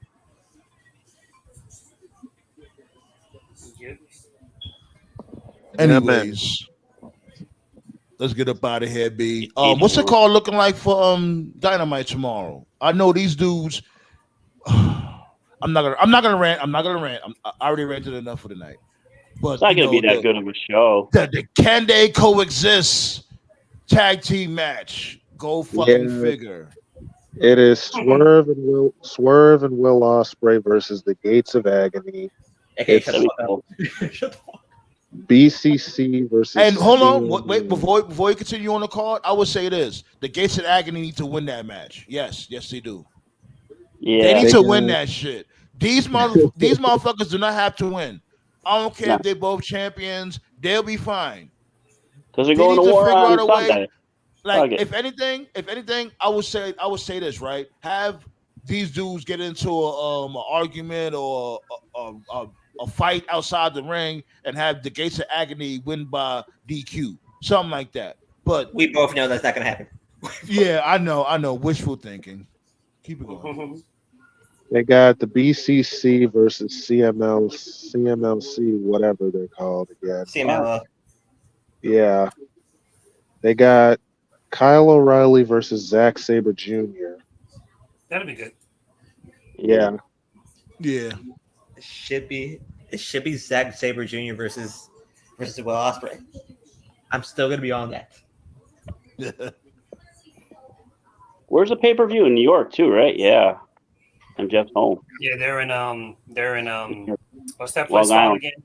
Long Island at UBC Arena. Long Island. Yeah, where the Islanders play. Okay. Yeah. And the show, here comes the money. Shane's showing up, I'm telling you. I'm here for it. Yes. He's coming. Pause. But I'm here for it, though. Yeah. Yeah, I like how Zack Sabre Jr. calls everybody a dickhead. No diddy. Dickhead. Yeah. They got. Where's Taka Michinoku? Was it Taka? What's up with Taka? I ain't see Taka in a long time. What Taka is coming. He's evil. I think he went to the Chinese restaurant down the street from my house over here. Yo, tell that dude, give me some fried chicken wings fried hard, you trout mouth Eden. They got they got an appearance from. They got Daniel Garcia and MJF gonna be there to do a segment, and they got the Owen Hart tournament. It's gonna okay. All right. Oh, that's what I wanted to talk about. Yo, Jarrett. Tony Khan. Beautiful segment with Jeff Jarrett and all. You know what I'm saying? Talking about Owen, and for y'all out there that don't know, this dude Jeff Jarrett had aligned himself within the Owen Hart tournament, the Owen Hart Cup, right? This is what I gotta say. TK, don't do it. Do not fucking do. Yo, don't. You know where I'm going with this. I'm not gonna say it because I don't want to jinx it. Jeff Jarrett cutting that beautiful video package about Owen Hart. He put himself in the tournament. That's as far as it goes. That's it. Let's not go there, TK. For the love of God. Let's not do it. You know what I'm talking about, TK. And I know y'all know what I'm talking about. Would you have him in the finals at least, Jared, or no? It was a great promo though. Great promo. It was fantastic. It was beautiful. Dude, that's crazy. Owen died the same day as Jared's wife too, like a year apart. That's crazy, or years apart. Oh, that is crazy. Nuts. Like, damn. But yeah, the Owen The thing that puts chills up and down my spine was when Owen said, or was when Jeff Jarrett said, "I'm praying for you, brother." Yeah.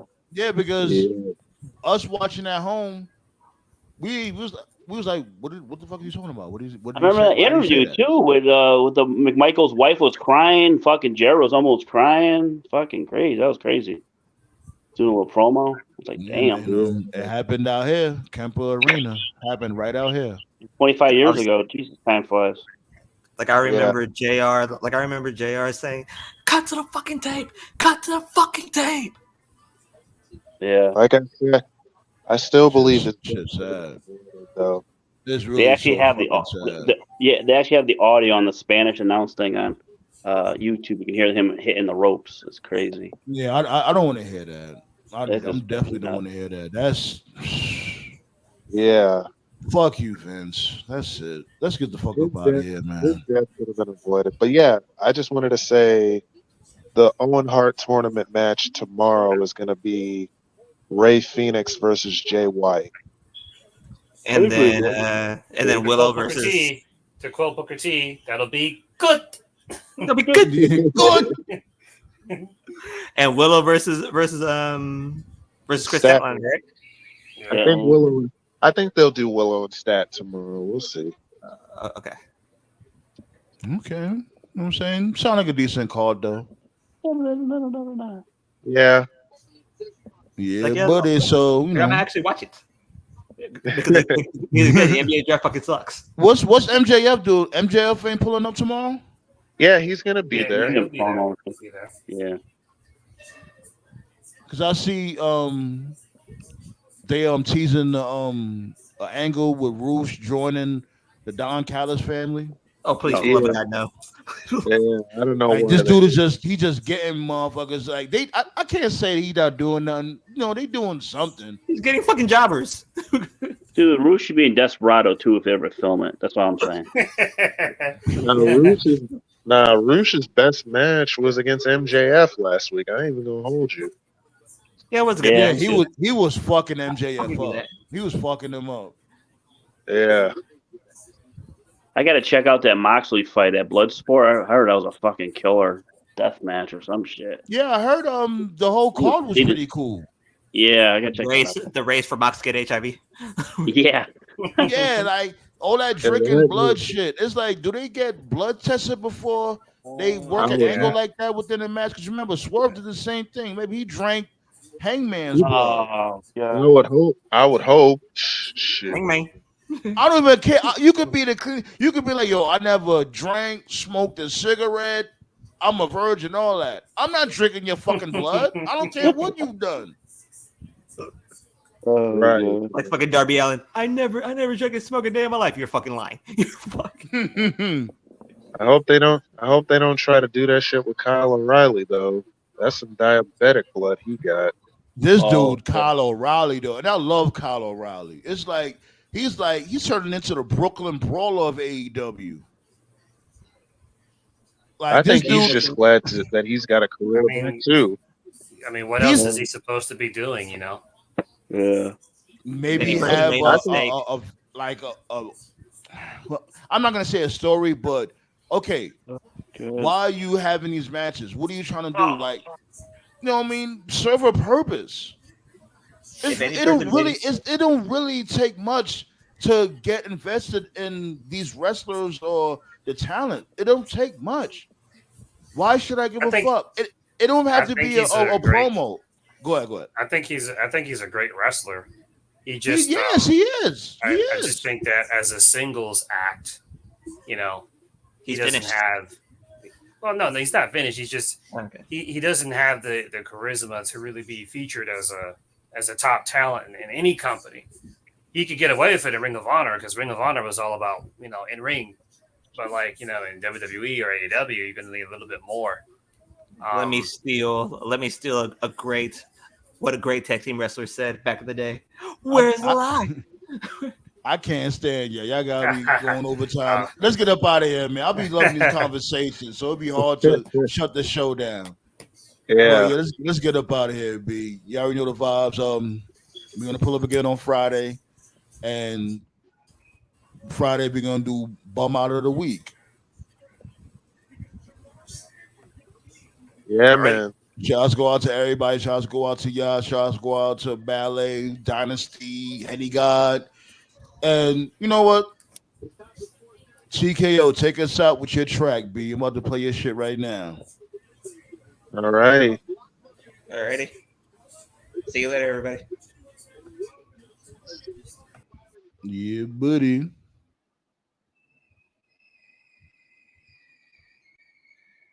The fuck? That dude tires sound crazy.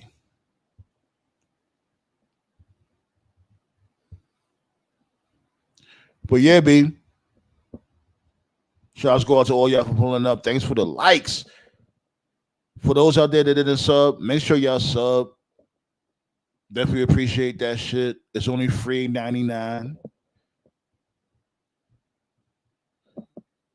I ain't gonna lie, I'm trying to look for this damn track. My bad, y'all. Oh my god. Anyways, Friday, we're gonna pull up again, do it again. Same man channel. Early. Don't be a twerp.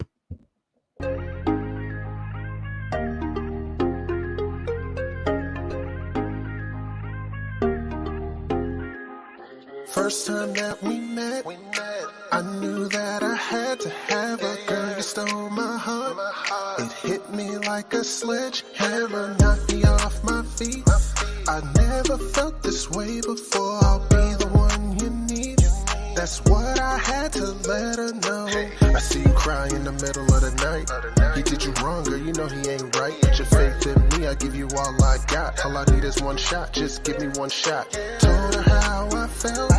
If I could be her man, then she looked at me and said she just wants to be friends though. I tried to shoot my shot, but I guess I'll just leave you alone. So since I'm not your type, please don't put me in no friend zone. I tried to shoot my shot, but I guess I'll just leave you alone. So since I'm not your type, please don't put me in no friend zone. Feel like you're leading me on, I just don't understand. You can see it's obvious I'm trying to be your man. Crazy how you complain about these other guys all in my end. It doesn't feel right. I'm just trying to be the one that change your life, to show you the other side. As long as you telling me what's on your mind, I promise won't waste your time like you are doing mine. Once you find you a dime, trying to get you in your prime. You probably hear it all the time. The only difference is the truth. I ain't spitting lines. And loving you was a crime in my head doing time. Cause the friend zone thing is really out of line, really out of line. Baby girl, wake up with me, get your cake up, no fix up. I major, them others is danger. Yes, they'll be haters and yes, they'll be fakers, but that's cause you look like that without your makeup. I tried to shoot my shot, but I guess I'll just leave you alone. So since I'm not your type, please don't put me in no friend zone. I tried to shoot my shot, but I guess I'll just leave you alone. So since I'm not your type, King of New York, please don't put me in no friend zone. I ain't even about to play like I play about you. The last nigga really went and made a play out you. He took a lay out you. Love what for who? You Curve King, the biggest thought in the room. I'm saying, we got a vibe that you can't deny. Even on your worst day, ticket on the dash, girl, that ass fine. I've been plotting on how I'ma make that ass mine. Fantasize walking through the park just to pass time. You keep saying the F word, yeah, I should be your bestie, but we belong together like leg work. Your jealous tendencies be making my head hurt. I'd rather we soliloquy while making the bed jerk. I'm not only trying to get inside, I know you better than you think, so if you serious, we shouldn't try. I see the feelings that you couldn't hide. Are they dead? No, so why put me in a friend zone? I tried to shoot my shot, but I guess I'll just leave you alone. So since I'm not your type, please don't put me in no friend zone. I tried to shoot my shot, but I guess I'll just leave you alone. So since I'm not your type, please don't put me in no friend zone.